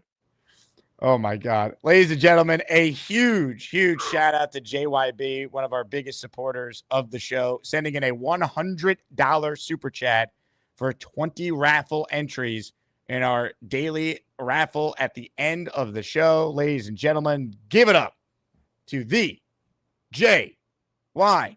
Get your ass off my super chats. Some of these are gifted memberships too. Hey. The hell with it. Memorial Day is for those that made the ultimate sacrifice. Prayers to those and their families, and unrelated to Knicks. JYB, thank you as always for the support, my man. Great message. Obviously, remember why we have the day off, or many of us have the day off, and thank you to everyone who serves, not just today, but every day. Dre with a super chat. Charles looks like he used Excalibur to shave.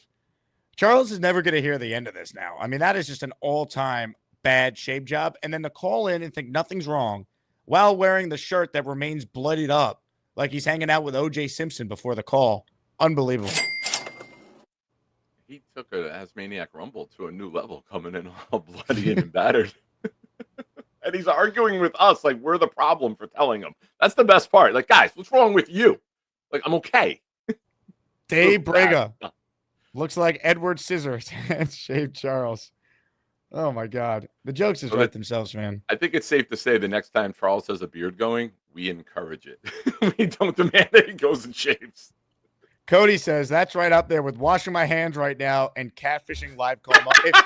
If we're ranking Charles call moments, him getting catfish live on the air, I think has to be number one. It happened on April Fool's Day. No one thought it was real at first. It was in the middle of Asmaniac madness. I think that'd be one. But then him calling into the Bobby show, washing his hands, post taking a dump, or actually wiping his ass and claiming that he was washing his hands when we know he wasn't, and then admitting he was dumping. And then the call the other day during the 24-hour Bobby Midnight stream, him calling in mid-dump. I mean, Charles has given us a lot of forever moments, and two of them have happened within the last week. It's a never-ending. I don't know if you saw your text. I don't know if it was emailed to you, but I emailed it. You have to get that on air immediately. Ladies and gentlemen, a text. Oh my God. Yeah. If this is the same thing that I think you're referring to, ladies and gentlemen, viewer discretion is advised before you look at your screen. A new movie this summer. Oh my God. Hold on. No, the other one. Oh, I don't have that yet. Hold on. Let me check. I emailed it if he didn't. I have it. Here it is. Ladies and gentlemen, coming to theaters this summer. A hickey from Knicks, like a Hallmark card. Charles First Blood in theaters July 1st. Holy. Thank you, Gator. You're the man.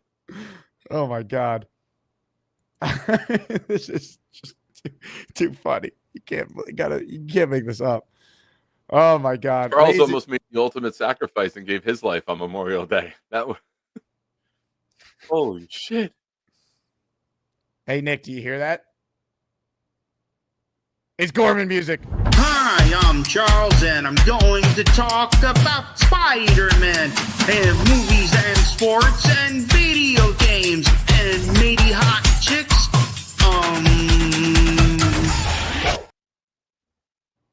Is it better now? It's like the size of a quarter. I don't know if we call it good, but it's better. I said this is better, is what I meant to say. Yes. It's better, but it's not completely gone. Also, is that the same shirt that you had on before and it just got completely covered in blood and now it's red? No, it's my Captain Marvel shirt. There's blood splatter all over it. Is that from the shave? No. I took off the shirt and I put an A shirt. I washed my chin, I put an A shirt on, and I put this on. Now, Charles, many are concerned about the idea of you potentially living on your own after the revelation of you not knowing how to shave properly. What are your thoughts I on know those who how are to doubting it? shave. I just cut myself shaving. Shit happens. Well, I would say people cut themselves shaving, but what you did was a little more than a cut, no? Yeah, it was pretty bloody. But that really happens. Big fella's commending your ability to get yourself cleaned up. He's on your side. Thank you. So what did we learn today, Charles? Life's all about learning. Learn how to shave, go up and down, not side by side. Okay. Yep. Jake, I learned I've never been more grateful for anyone to ask me to come on their YouTube show because I was supposed to go see Charles at his apartment today, and I would have walked in on that. And I thank you for asking me to be on the show. Forever grateful. God bless you. Dude, you'd be accused thanks, of man. murder if you showed up today. Charles, did you get the notice yet that your lease is almost up on the apartment? I'll be paying rent May 1st. I mean, June 1st, excuse me. When are you moving in, Charles? When I get to put some clothes in, I just move some of my comics into my apartment. Wait, you're letting the comics stay there unattended? What's wrong with you? You have to be there with the comics. I lock the door. All right. What else do you need to get there? Because you told us you were going in on Thursday. What else needs to get over there? A new mattress. What's wrong with the mattress that you're on? My parents are getting me a new mattress, and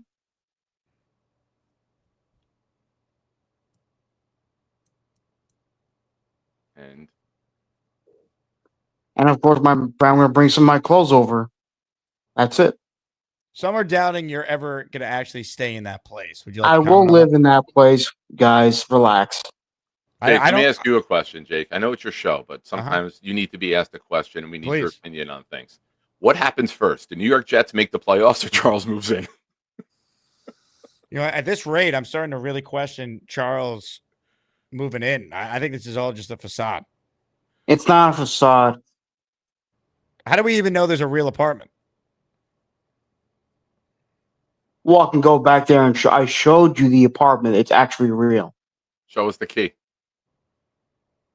The what? It's called the key. It gets you into buildings and doors. What's James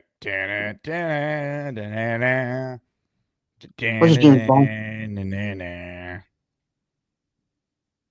How do we know that's the actual key to your apartment and not your house?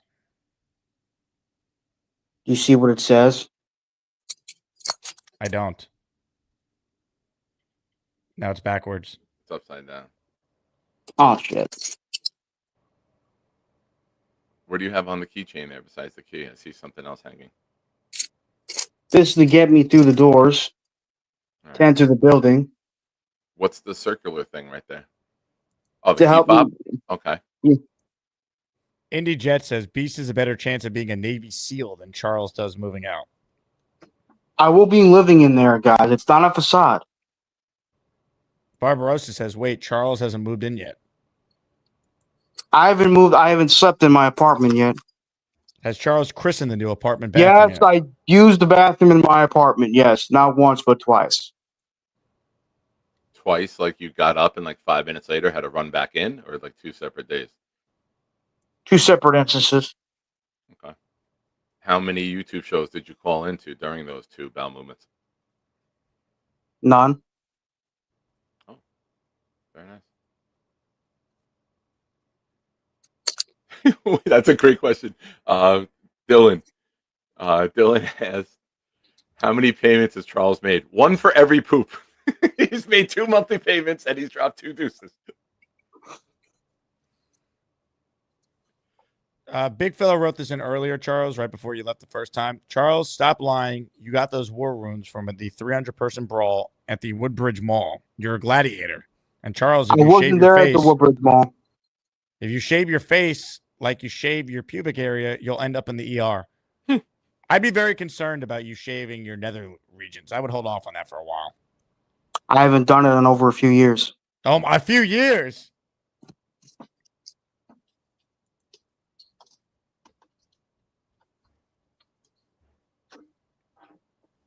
Yeah, why? God damn it, Charles. Big fella says, Roseanne, was she using a stun gun when Charles was attempting to shave? No, she was using a not a stun gun, but a taser. Dylan says, don't admit to that, dude. Big fella. Charles Bush looks like Jared Allen. Rick Kent, Charles is all natural. Yes, I am all natural. Ralphie says, lovely ladies like it when you drink a cup of your own blood. No, I'm not drinking a cup of my own blood. I'm not a vampire. You have a new movie poster, sir. Oh, Charles' first blood, huh? Because of the neck injury. Oh, it's not even close to done. Charles, if you think we're done here, you just gave us This is weeks, just if beginning, not Charles. months, of content. This just got us to training camp, buddy. Hold on.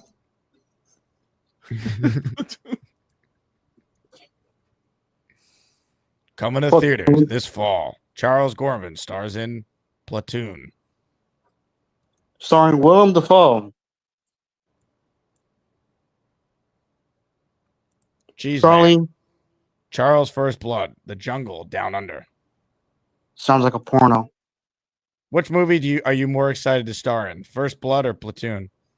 I'd say Platoon. It's not even photoshopped. That's the actual blood on him. How did you think this was okay, Charles? Like, even after this happens, right? We all have accidents. How did you think it was okay to leave the bathroom and walk around and then call into a YouTube show that has almost 42,000 subscribers and think it was acceptable to call in and show yourself? I don't know. Maybe because I'm a fucking idiot, and maybe because you guys will eat anything I do. I don't want to eat anything you do. Your neck is disgusting. Yeah, I'm not letting you cook for me after I just saw you wiping blood off your neck like that. Once again, this is unedited, folks. This was the original. Looks like you got shot, Charles.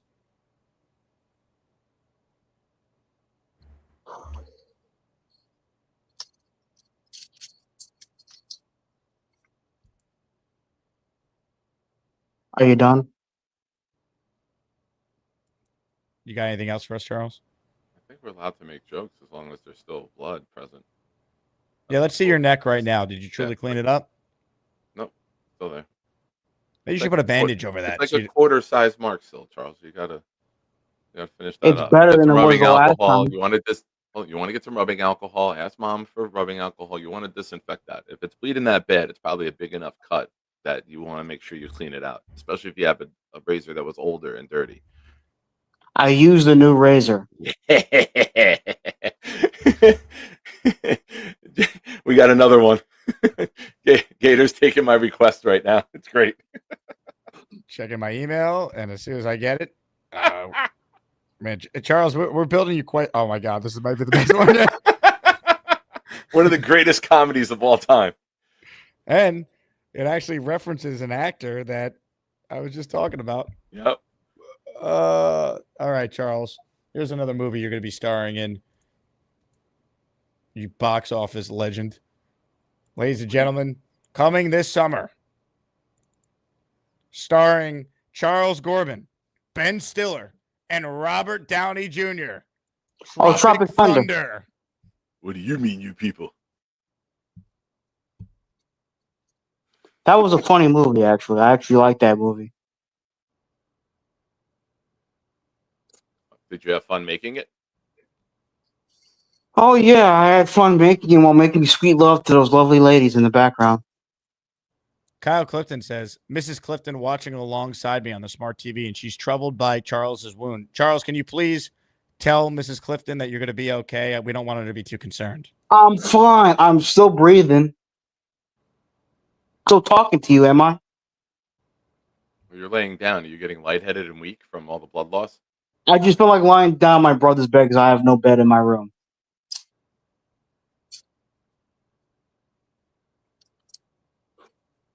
Wait, you're in your brother's bed? Yes. Where's Steady Eddie? He went for a walk. Probably at the store buying bleach so he can wash his sheets later after this bloodbath. Are you concerned your house is now going to be looked at as like a crime scene? I'm concerned that this stupidity is going to continue on for the rest of my life. I mean, you got over being catfished live on the air. I think you can get over a flesh wound. Charles, you'll do something in 2 weeks that makes us totally forget about this shit. Yeah, Don't worry. Charles, a week ago, good point, Nick. Charles, a week ago, you called into a show taking a dump. All right.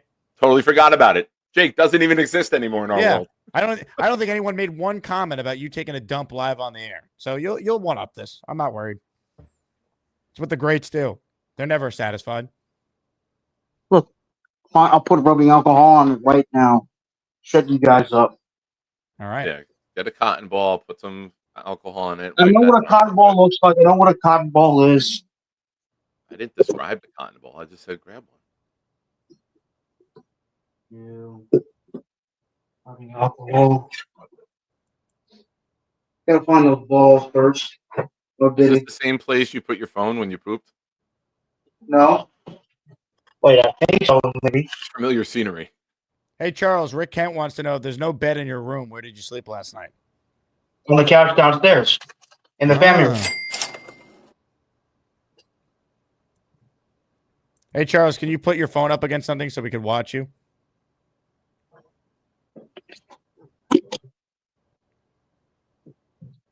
Thank God he has pants on. Mom, do everything rubbing alcohol? Found it.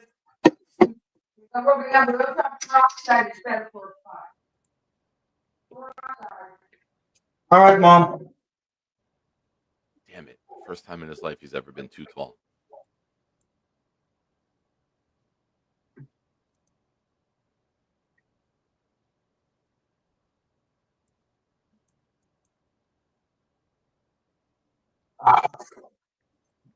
Woo, let's sing right now.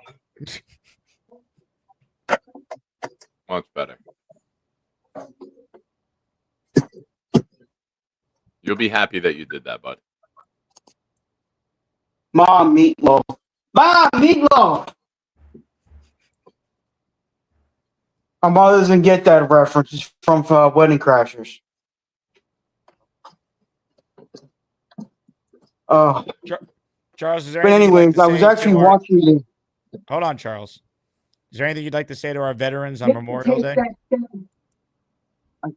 Blood. What'd you do with the shirt? Throw it in the garbage? Do it in the dirty. No, you gotta take the blood off of it. Don't put it with my clothes. I didn't put it down on the floor. Well, rinse it out. That's what you have to do. Hold on a second, guys.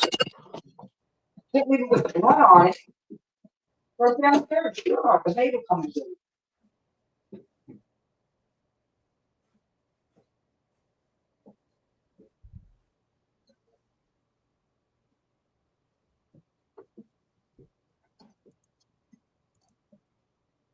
Go in the bathroom and do it. Where is it? Yeah, go in the bathroom upstairs and put ice cold water on. And maybe that, not the whole shirt, just the top. Those guys are on the phone.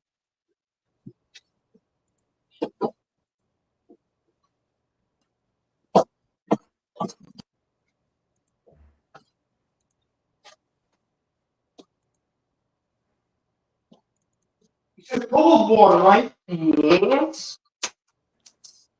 That's what I just did. Let me see. Not a shot either. Did you scrub it? With soap? No, just scrub it out. Upstairs in the sink so all the blood comes out of it.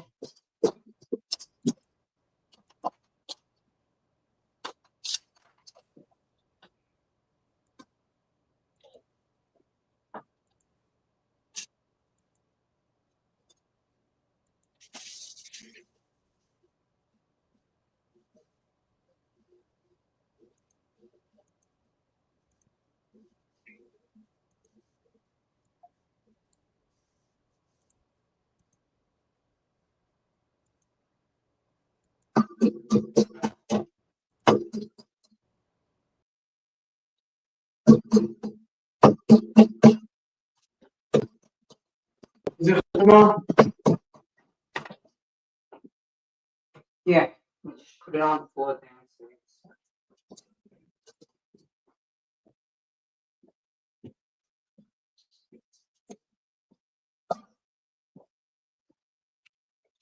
Titanic with me. I don't care for that movie.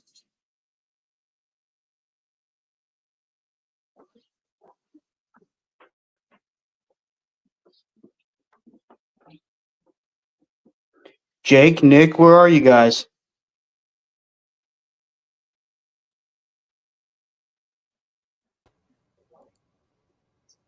We're here, Charles.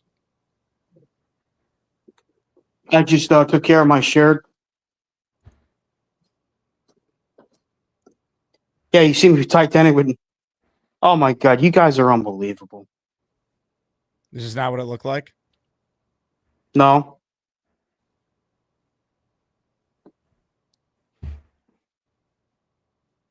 Did you see what I just texted, Jake?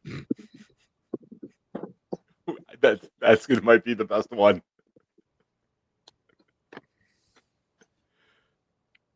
Shout Any other out to thoughts, Addison. Charles? Addison Shout out to your said that. mom. What?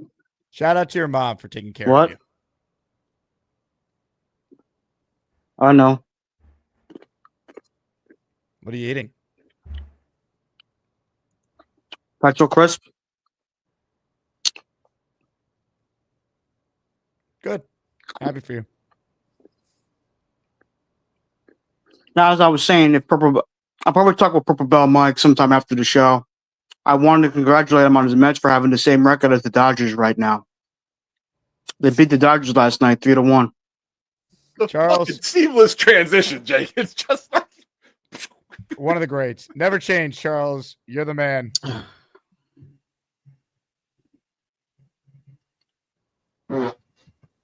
Excuse me. That was an all-timer from one of the greats. just when you think like, oh, sorry, so the Beast and Bobby thing gone. No one will remember that even happened. No one cares about the guinea pig anymore. It's Charles. Unreal. Let's get caught up on some super chats that were happening during that madness. Dre says Charles won't move in until the Wi-Fi is installed. Chef Jet Fan writes in, I just joined you telling me Charles has his own apartment and still decides to sleep on the couch in his mommy's house. Will he ever move into his new apartment? That's the question that at this point many are wondering. The can constantly kicked. He was supposed to be in Thursday. Now it's a new mattress, and I wish him well. I know he wants to get everything right, but sometimes you just gotta make that leap of faith and let things work out as they go. Unreal. All right, show's winding down here. About 15 minutes left. We'll rapid fire through the last calls. We'll do the raffle at the end for the Braylon Allen jersey. For those of you who want to join the raffle, gift the membership, and one of you will win signed Braylon Allen jersey at the end of the show. More calls. Ladies and gentlemen, Jason in Jerusalem, are you still there, my friend? I see you there. I don't know if I see a camera. Let's give Jason 5 seconds here. 5, 4, 3, 2, 1. He's not there. So Papa Jet is next. What's up, Papa? Jake, Nick, how you doing? Well, good luck following that call, buddy. I don't No know. pressure. No pressure. I always get the follow-ups. How you doing, man? Good.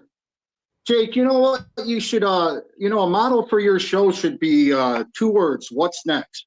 Because you never know what's even in the mornings, you wonder what you're going to get in the call today, your show. And it's usually Beast, Charles, or Gary, which is fine. Good for laughs, You know what's funny? If you've been here a while, it rotates who like the star of a given show could be, or a given week or month. I mean, you go back to last summer, it was the summer of Scott. Scott now doesn't even call anymore. So it's like you never know who it's going to be. We've had V-Man runs, Bobby runs, Cheats Fan has been a star before. Bonesy versus Neil was a whole month of content leading up to that. Like, there's so many examples of different things that happened over the course of the show where something is the new focus. Yeah. Yeah. What next? As far as Charles, Pop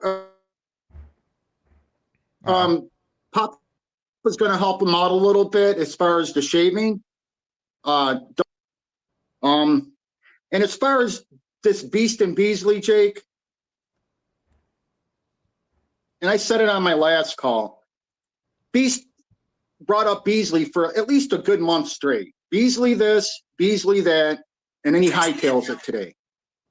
So they got to get this shit over with. Next week, get in the ring or whatever has to happen. Fair point. There's got to be a winner here. I agree. Good call, Papa. Ladies and gentlemen, Beast is actually on the line. He is grilling in the great outdoors, which means his connection is probably going to be trash. So apologies in advance. Hello, Beast. We're grilling right now. Be careful. Yep. Again, this is very careful. Very, very careful.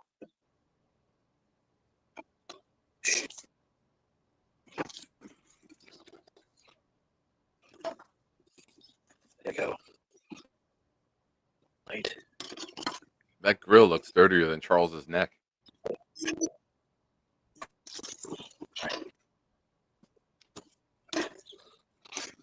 Not ready. About 5 more minutes on that. 5 more minutes. These two are done.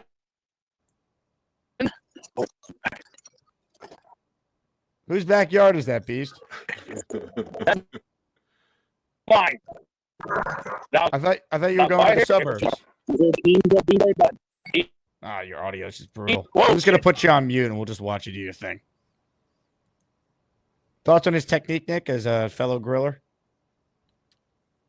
Can't see the grill. The grill doesn't look like it's been cleaned in a while. There's a lot of crust and char on there that you usually want to get off.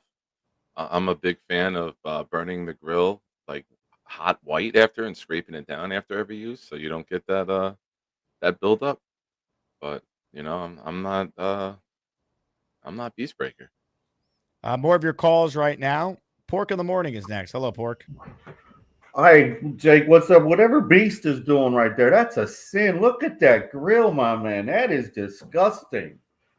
Who are you going to feed that to? All of the family that's in the yard with him, Pork. You don't see all the family that's surrounding him?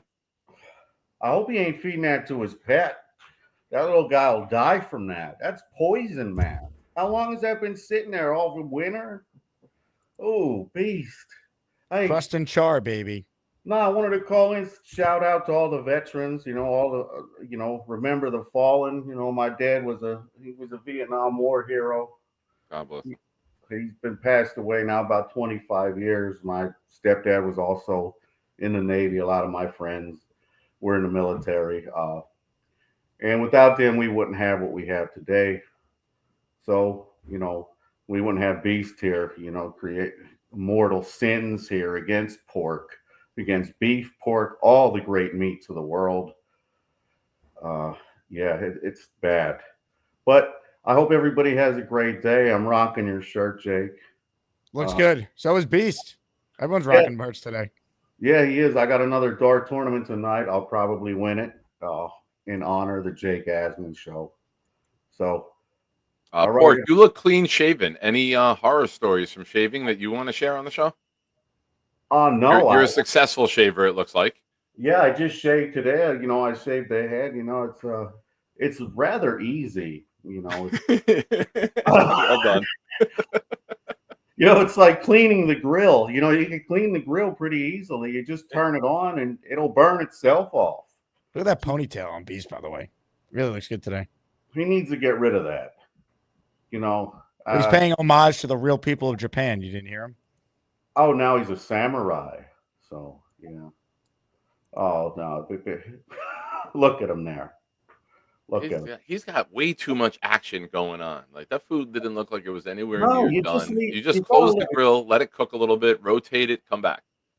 Yeah, you don't do that much. You can go sit down, smoke a blunt, do whatever, play a video game. 10, 15 minutes, you come back and check it out. He's dancing. I don't know what he's doing. He's like looking deep inside the grill, like trying to find something. Look at it. I don't know. That's some classic stuff there. Bobby Beasley says guinea pig is a real good delicacy. Put that on the grill. Oh, wow. Good question for the chat. Shots fired. Shots fired. Are you going to take that, Beast? Purple Belt Mike said, what's worse? What would you rather do? Kiss Charles on the neck today or eat off a Beast grill?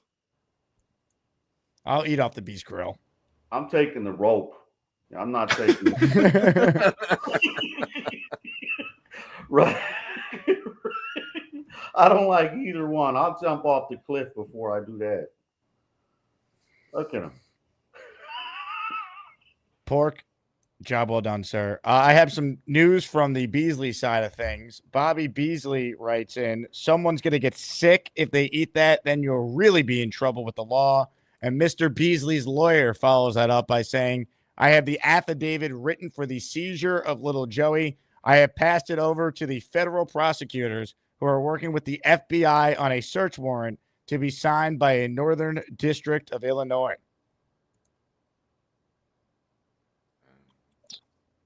Beast is setting up for Chinese football touchdown.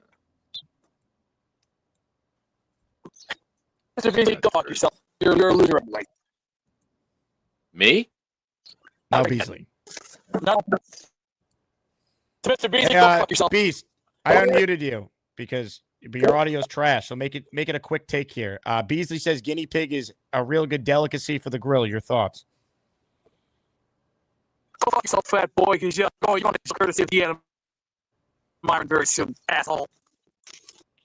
You know what? That was actually pretty succinct. So you don't agree?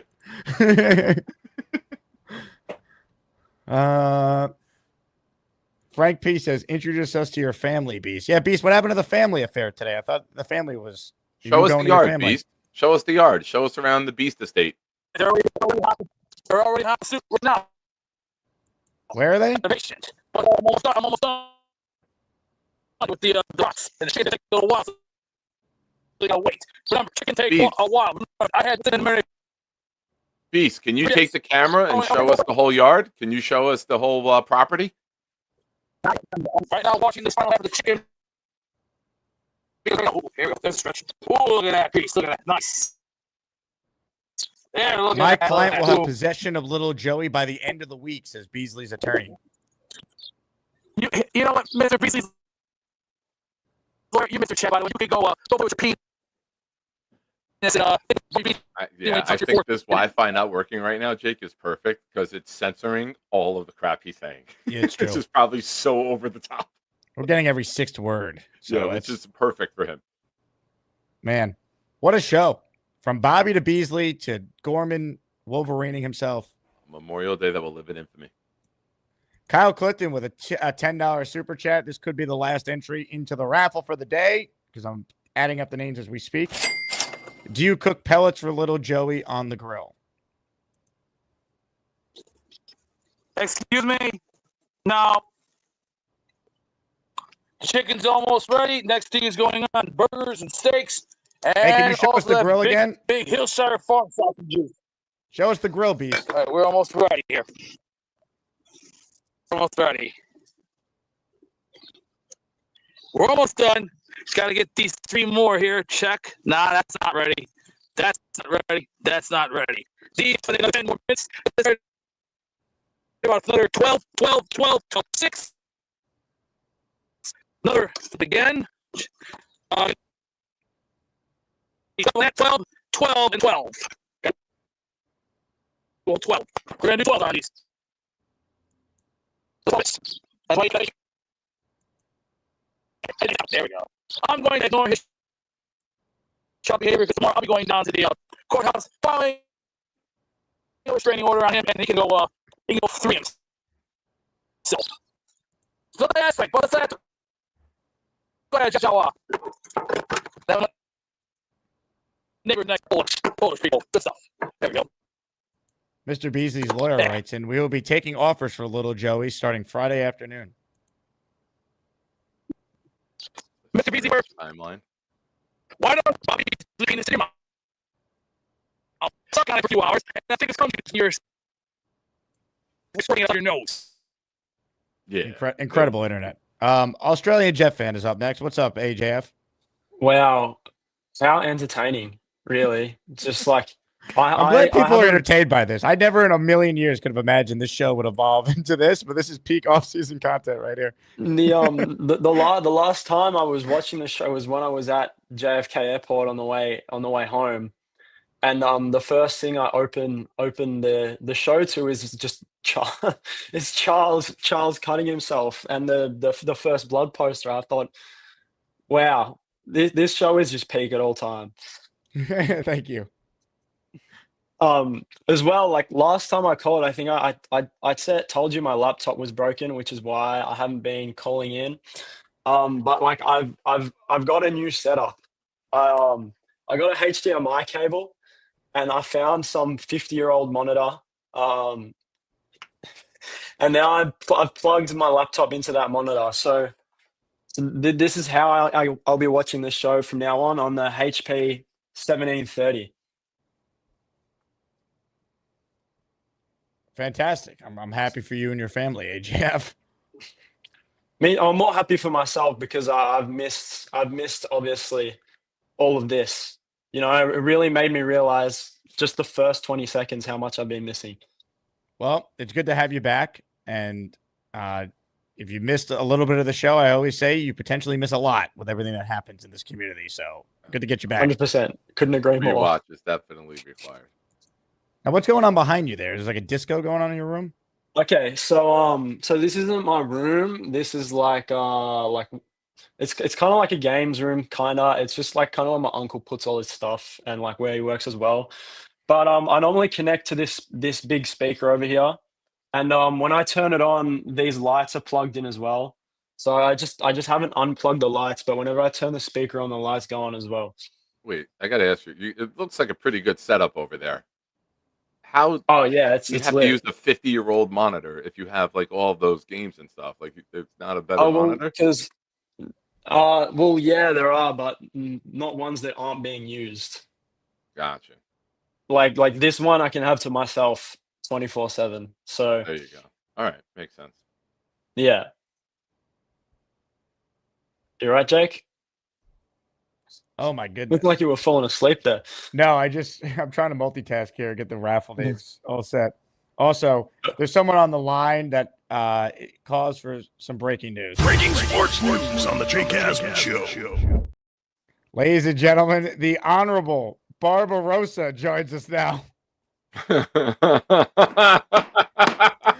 Ladies and gentlemen of the Asmaniac Court, I just wanted to let it be known that Bobby Beeson lawyer never contacted me to file any sort of dismissal or grievance. So as far as I'm concerned, this trial is happening ASAP. God damn it.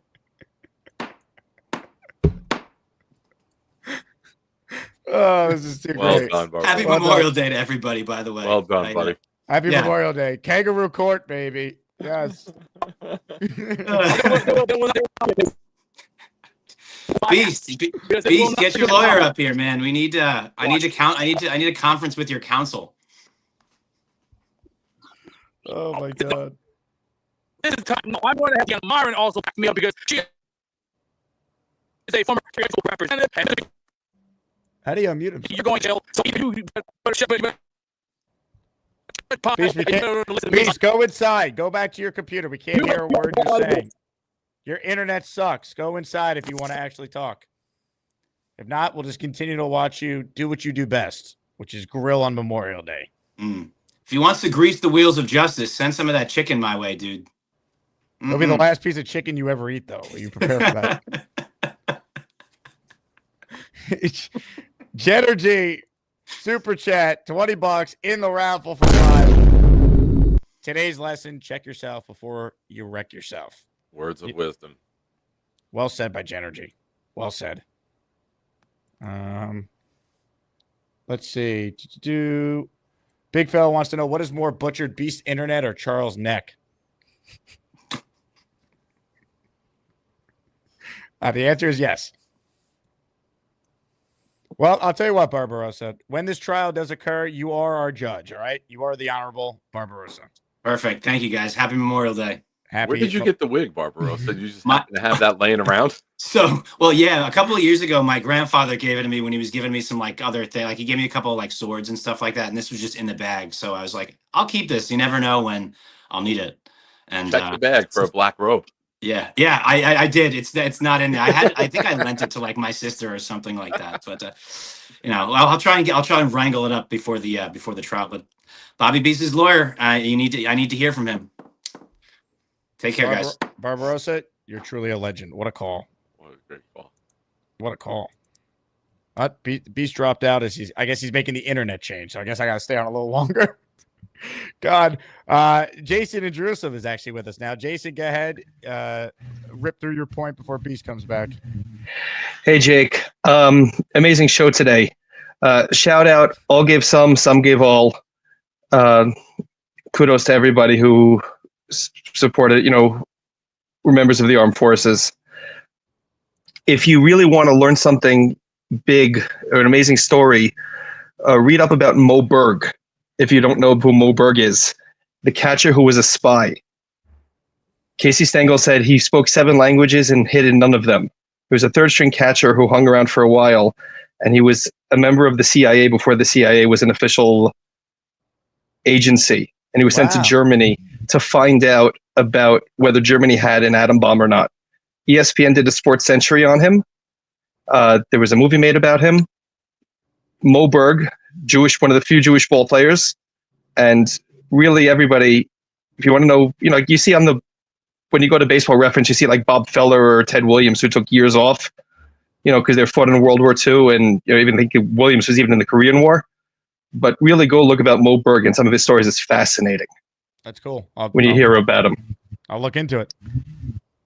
Jets point. I find it very interesting that Aaron Glenn is going as young as he is You actually because have a he's a Jets Parcells point. guy. I'm Yeah, amazed believe that it or in a show not. like this, you have a Jets point. Hey, more than You know, Go ahead. Let it rip. always try to bring it back on track, man. You know, I forgot this was a Jet show. Yeah, It's been a while. yeah. Yeah, what is this again? All that Knicks stuff in the background. We're talking about shaving and, queuing. Bad grilling. Yeah, I actually thought that was barbecue sauce. I thought like somebody chucked a wing at him and hit him in the neck. Parcells was not into rookies. He used to say that you lose a game for every rookie you started. And I remember that game, that opening game with Glenn Foley throwing for over 400 yards in San Fran. They lost that game because rookie punter Nick Gallery had like an awful, awful game, and he was cut the next game. And also their safety at the end of the fourth. Basically, San Fran threw basically a bomb. Jets were winning at that game at the end, and then I think Parcells demoted him or something. But Parcells was very into not playing rookies, thinking that each one cost you a loss.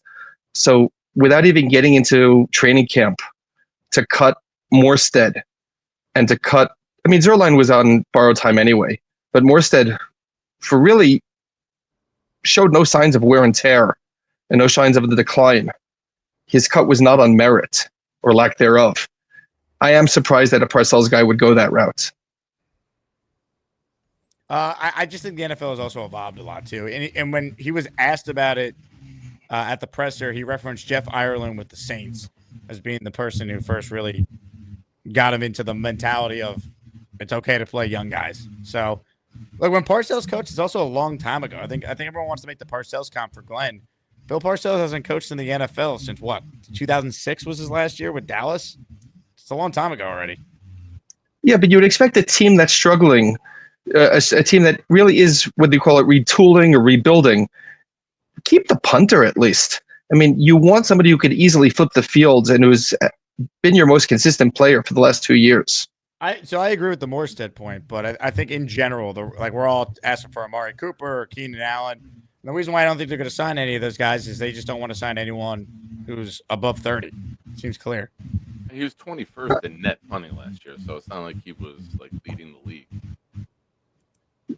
Well, was the net because of him, or once they lost Sorb Charles, then everything fell down? Well, it's a combination of everything, right? But he was 15th. He was 15th in average and 21st in net. So it's not like we're losing something that was so great, like it's going to be a massive fall off. That's easily replaceable to be a middle of the road punter. A year or two ago when he was nailing everything inside the 5, that was remarkable. But I don't think it's anything to overly stress about. Plus, we're going to run the ball so much. We're not punting much anyway, Jason. Come on.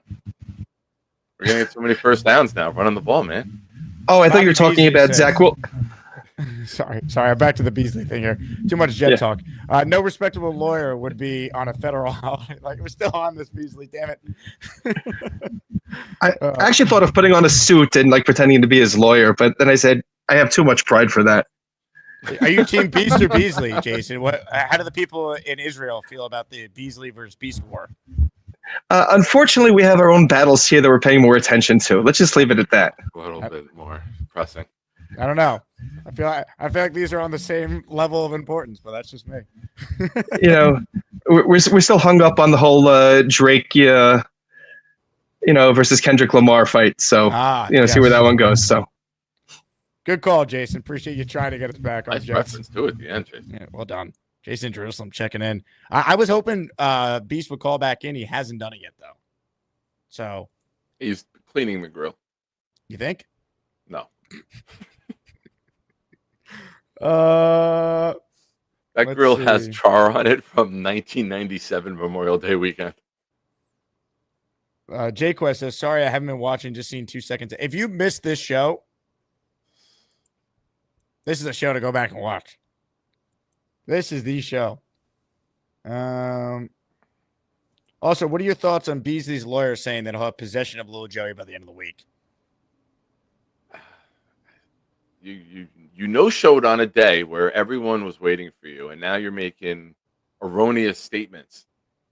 I don't think anyone can believe your work. You're not a stand-up guy. You didn't show up when you were required to, and yeah, there you go. One more movie that Charles is starring in, the Texas Chainsaw Massacre.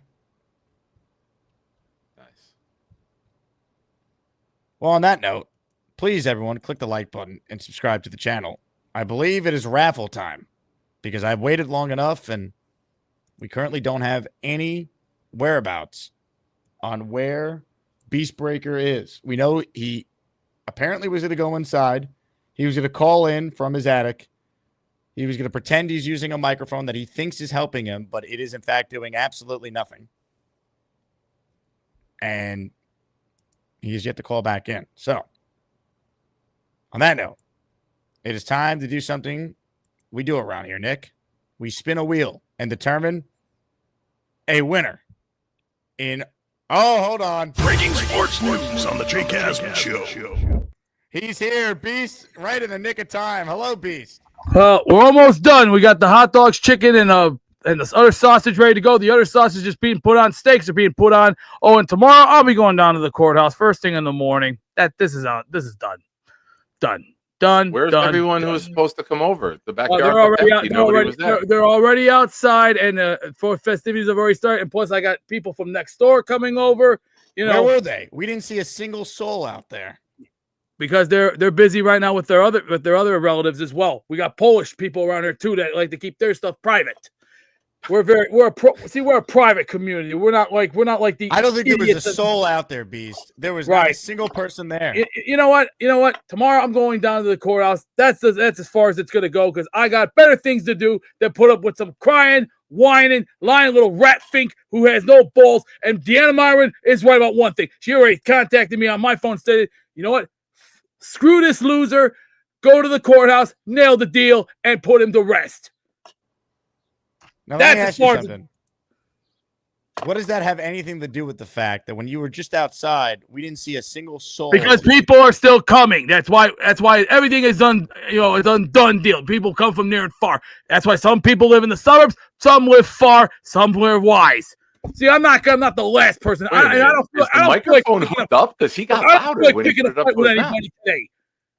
You know, I got enough things to worry about. And then tomorrow, when I go down to that goddamn courthouse, I'm filing that restraining order, and this will be the last time that little prick never shows this face around here. You know who I'm referring to? Who? The big loser. Who? Mr. Nothing Happening, Mr. Beasley, the fruit. We call Ladies him and gentlemen, Asman. joining us right He's now going is to Bobby Beasley. He is called Good in. night. Beast. Come on, man. He's gonna run afoul if he serves people that food, man. There's no way. There's no way. Beasley, what is your reaction to Beast going down to the courthouse? Are you concerned that he's going to successfully? Oh, not at be able all. to- I don't see him leaving his house ever. That's not a thing that he does, man. Mommy runs out, gets some food, fucking brings it right back. Now, would you try food from the grill that he was working on there? Certainly not, man. You run afoul of a court case yourself if you serve that to people. Man, I'll say, Beasley, I'm giving you a chance here. I'm playing it down the middle, but I don't like the fact that every time you show up, Beast leaves immediately. I feel like we need to have some civil discourse here. I mean, it's evident at this point he's a coward, man. I wish he would stay. I wish he would defend himself. If you ask me, it sounds like he's got something to hide. I show up here, I'm ready to go every single time. He can't show his face. It makes me sick. Nick, your thoughts on what just occurred there as someone who is obviously watching this from the same perspective I am on the air here? Bobby, could I get you to say any of the sayings like shiver me timbers or walk the plank or ahoy matey? Unbelievable, man. I'm not going to sit here and I'm not going to take this from you. Nick, what's his name? Nick Shine. Mr. Shine, sir. Hello. Nice I'm not going to take this this sort of abuse from you, man. I don't even know you. Beast, call back in. See, Beast is trashing It's you in the nice, comments. it's nice to meet you, Nick, all right? No more of this butt pirate stuff, man. I'm sorry.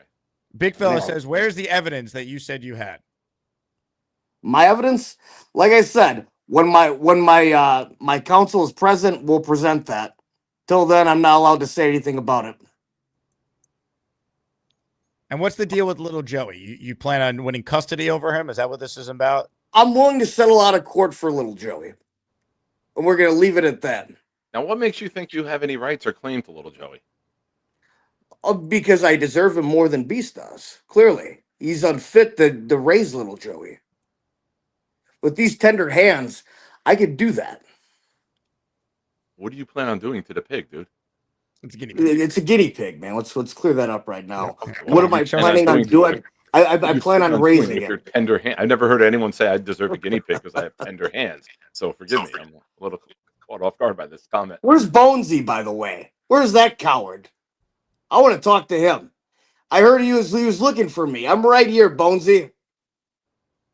Bonesy, if you're out there, we'll put you right on. Where were you earlier when Bonesy was on for like 15 minutes, Beasley? Oh, I had to leave, man. I had things to attend to. Bonesy's a busy attorney. He's working a federal holiday, unlike your Yeah, guy. fitting women for shoes right now. That's what I hear. I tell you what, boys, I've got stuff to do. I've got a family. I'm going to be cooking on the grill myself, so won't be as dirty, I can promise you that. All right, Beasley. Well, you haven't heard the last from us or the Beast Breaker. And you haven't heard the last from me, I can guarantee that. Arr! Hold on, That's right, stand boy. by. Gotta go, man. He has shown his face. Stay right there, Beasley. Beast. I'm right here. We got a Oh, problem he's here. back. Can you get me the 8th district, please, for the Chicago Police Department? Unreal. Oh, he's got him on the phone. Holy shit. My address is private. Hey, Jason, ask them if they want mine. Do they need that? Show your face, you fucking coward. Let's go.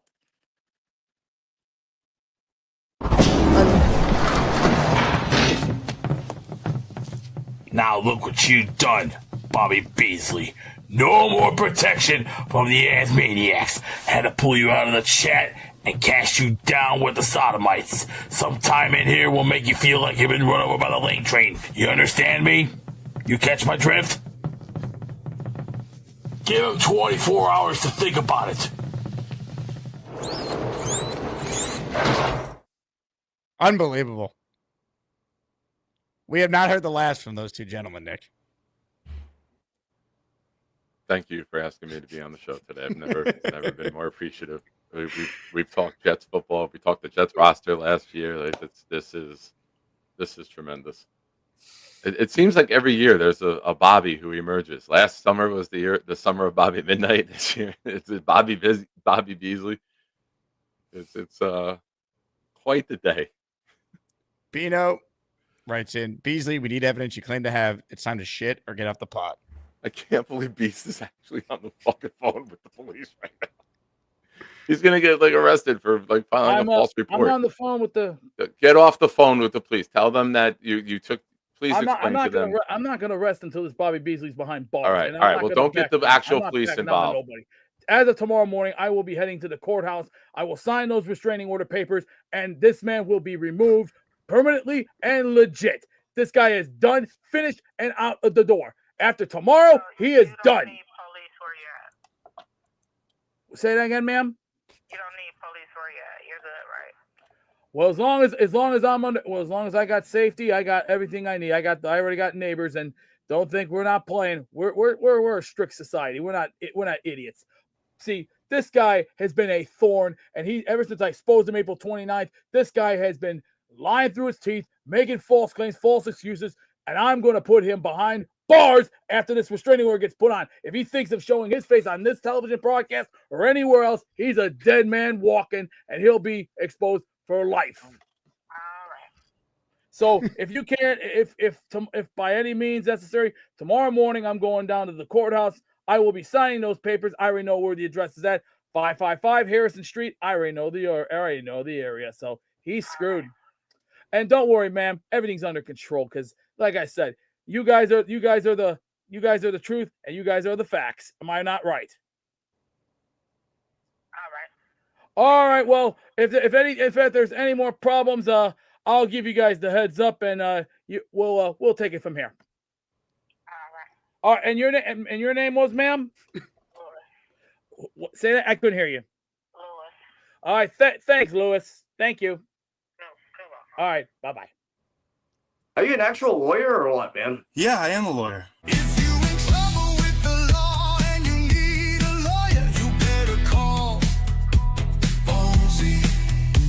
Asmaniacs unite when the beast is in trouble, so you better call Bonesy. Ignore the shoes behind him. Those are law books. Those are law books.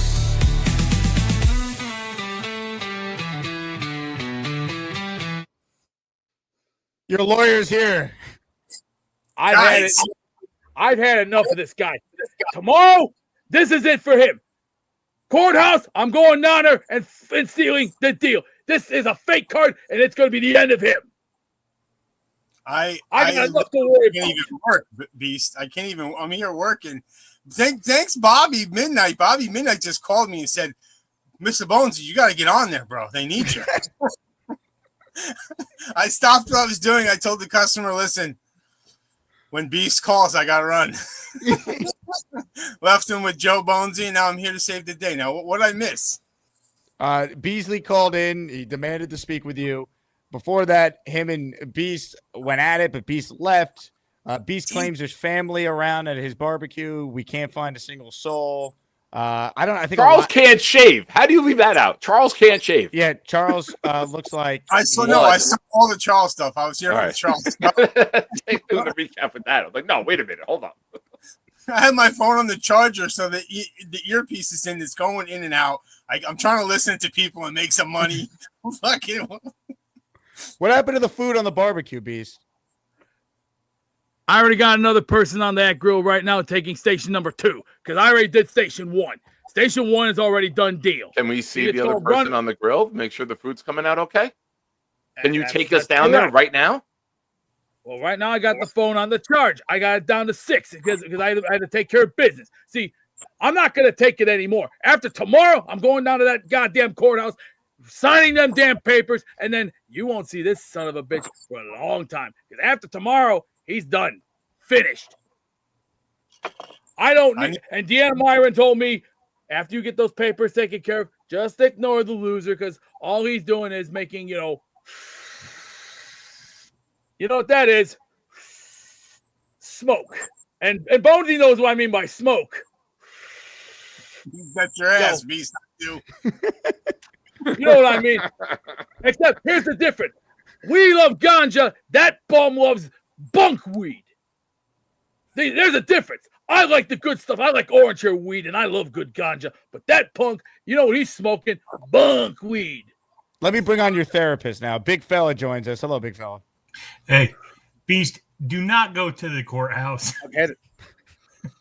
Do not go to the courthouse. I'm telling you, do not go to the courthouse. Yeah, Beast, I would prepare for a wellness check. They're going to do a wellness check at your front door. They're going to laugh at you or they're going to lock you up. Do not go to the courthouse. Take his advice, Beast. I was going to tell you the same thing after the show. You don't go to the courthouse. Where's Bobby Boucher? No one. He's probably dancing around with his gay boyfriends because I want nothing. Whoa. You don't lock up. Jake, he's not lying though, Jake. He is telling the truth.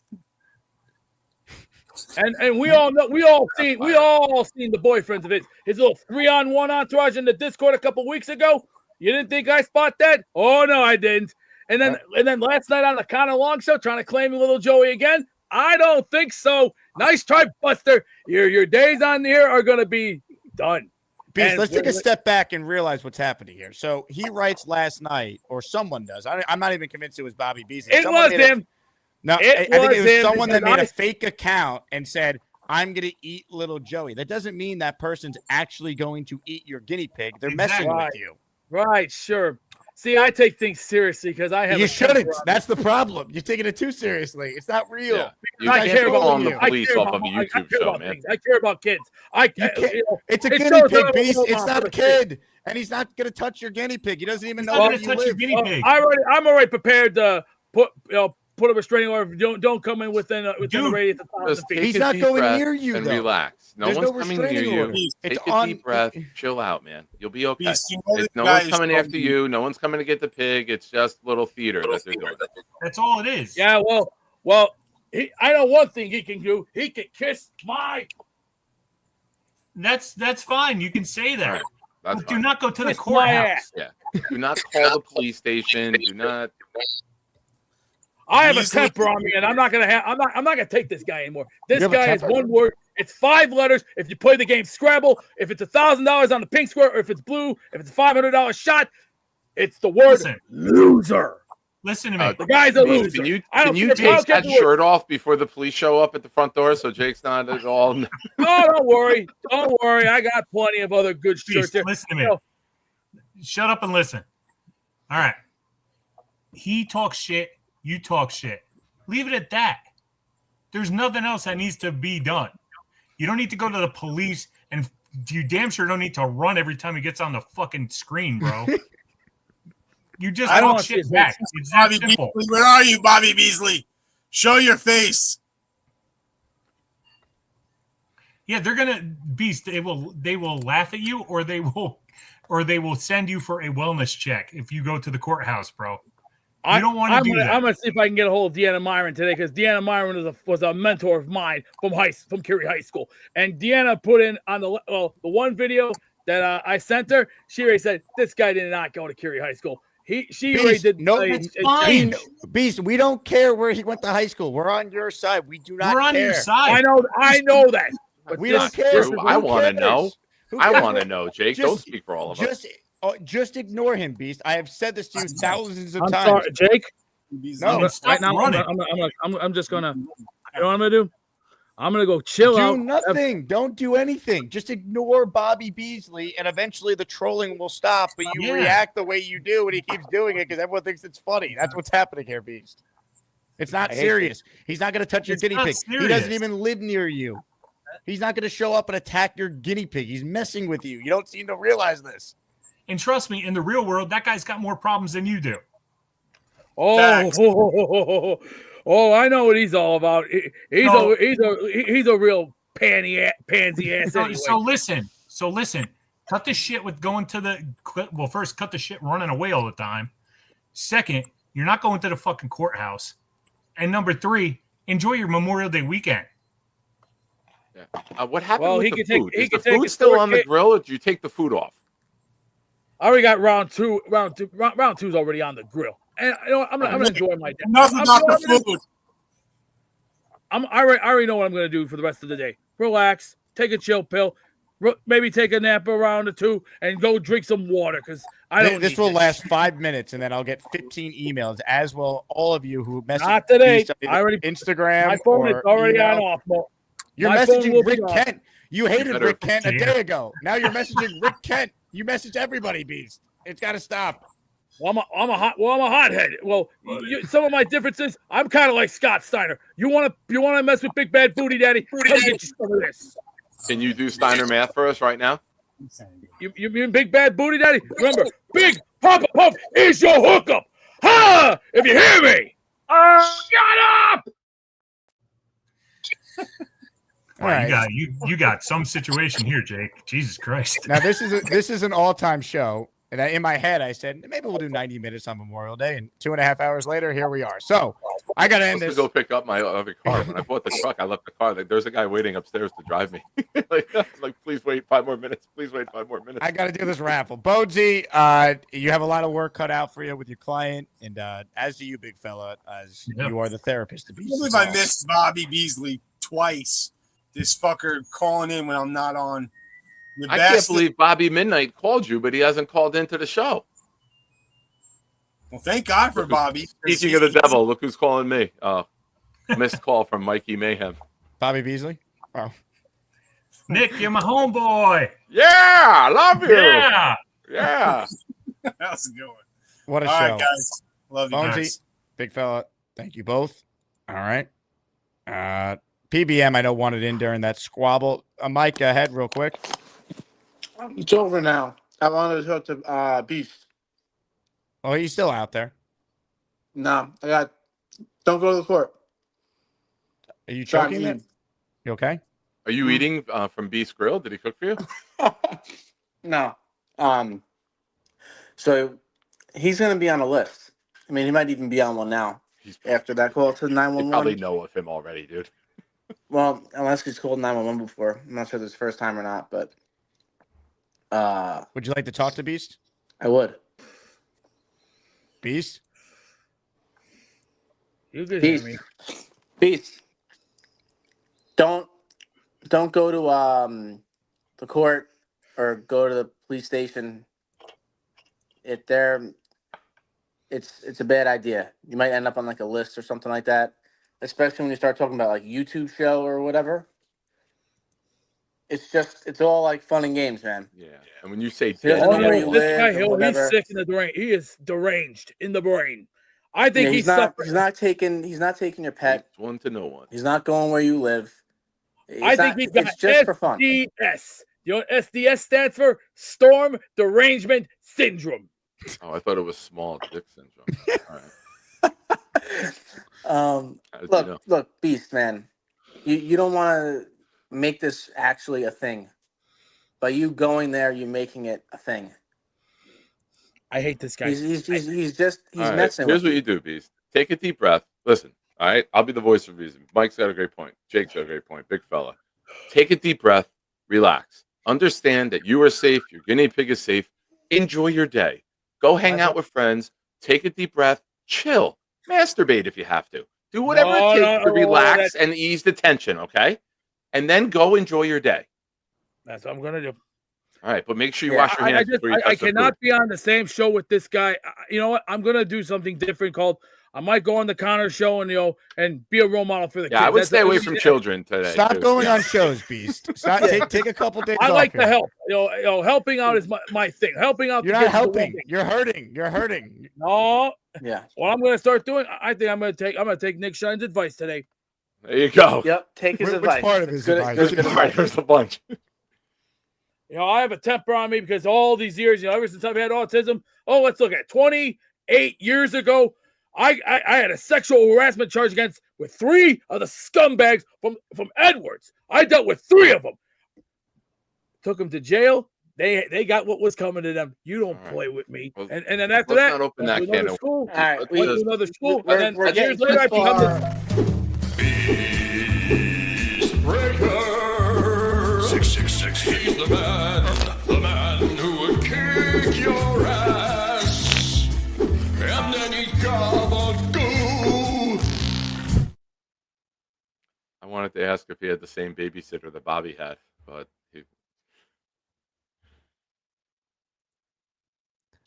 My computer is glitching in my ear right now, so I have the Beast theme song on loop blasting in my ears right now, and I can't hear anything else. And this needs to stop so I could do this. And it just stopped finally. I don't know what just happened at the end of that call. I have to run. I have to go. You're good. I'm doing the raffle. This show was supposed to end a while ago. I know. Thank The you show for having me. Great job. Nick Shine Ladies Show. and Go gentlemen, subscribe. if you haven't already, please go subscribe to the Nick Shine Show. And I'm sure Gator will have 100 videos of this day that we will see throughout the course of time. What was the bigger thank you, moment? Jake. Charles call or the Beast calls? I don't know. The Beast is always there. He's a constant, right? This is like a continuing saga storyline. Charles appears with these epic, memorable, out of the blue moments that aren't planned out or ongoing, and it's just boom, it punches you, right? Like it's a Mike Tyson punch, and he's just tremendous in his own way, and yeah, I'm at a loss for words. Thank you for Remarkable. having me, and yeah. Nick Have a good Shine, day, everybody. One of the greats. Go subscribe to his show. I'd imagine this will be discussed on a future Nick Shine show. All right, as promised, we have our raffle. I have the names. Let's do it. It's time to announce the winners of the weekly Asmaniac raffle. Let's spin the Jake Asman Show Wheel of Champions and find out which Asmaniac is winning an epic prize. Thank you to everyone who sent in a super chat or a gifted membership. I have accounted for all the names. You see it on the screen there. I've hit the shuffle button. multiple times. Now I hit the music, and we pick a winner. The wheel's being spun. We're giving away a signed Braylon Allen jersey. And as a reminder, if you don't win, you're still entered in our weekly raffle, which features the Wall-Clyde Frazier jersey, the CJ Mosley jersey, and oh yeah, the Broadway Joe jersey as well. Here we go. The winner of the Braylon Allen jersey is listener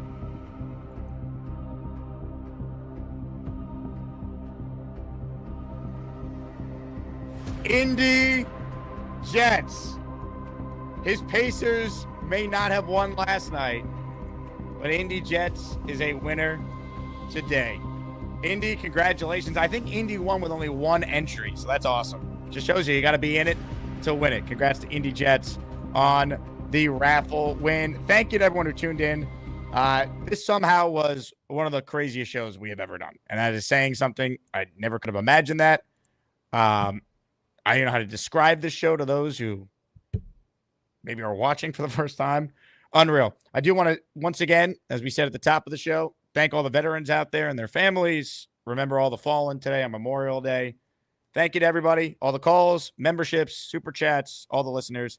You guys are great. Enjoy the rest of your day. We are back tomorrow with our usual 2 shows. So I'll talk to you guys then. Go Jets. Let's go Knicks. And thank you again to everyone who has ever served. Hi, Charles. Hey, guys. Well, you're all dressed up. He can't stand up. He's taking a shit. Are you in the Yeah, bathroom? he's in the bathroom, bro. Yes, I'm in the bathroom, Bobby. Are you taking a dump? Are you taking a dump? You're not gonna have that crap. That man was way too concentrated. He couldn't show the fit because his pants were around his ankles. I'm not having that shit again. Charles, you're not coming in anymore until you get that. Indubitably. Yo, he just fucking. What happened? He's in the bathroom calling my show again. I don't want to see that. Oh shit, man. Anyway, I don't come on to take your shit on your show.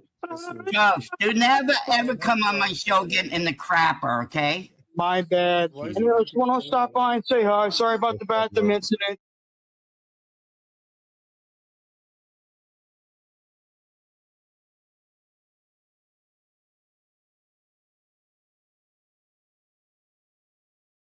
Alan, go fuck yourself.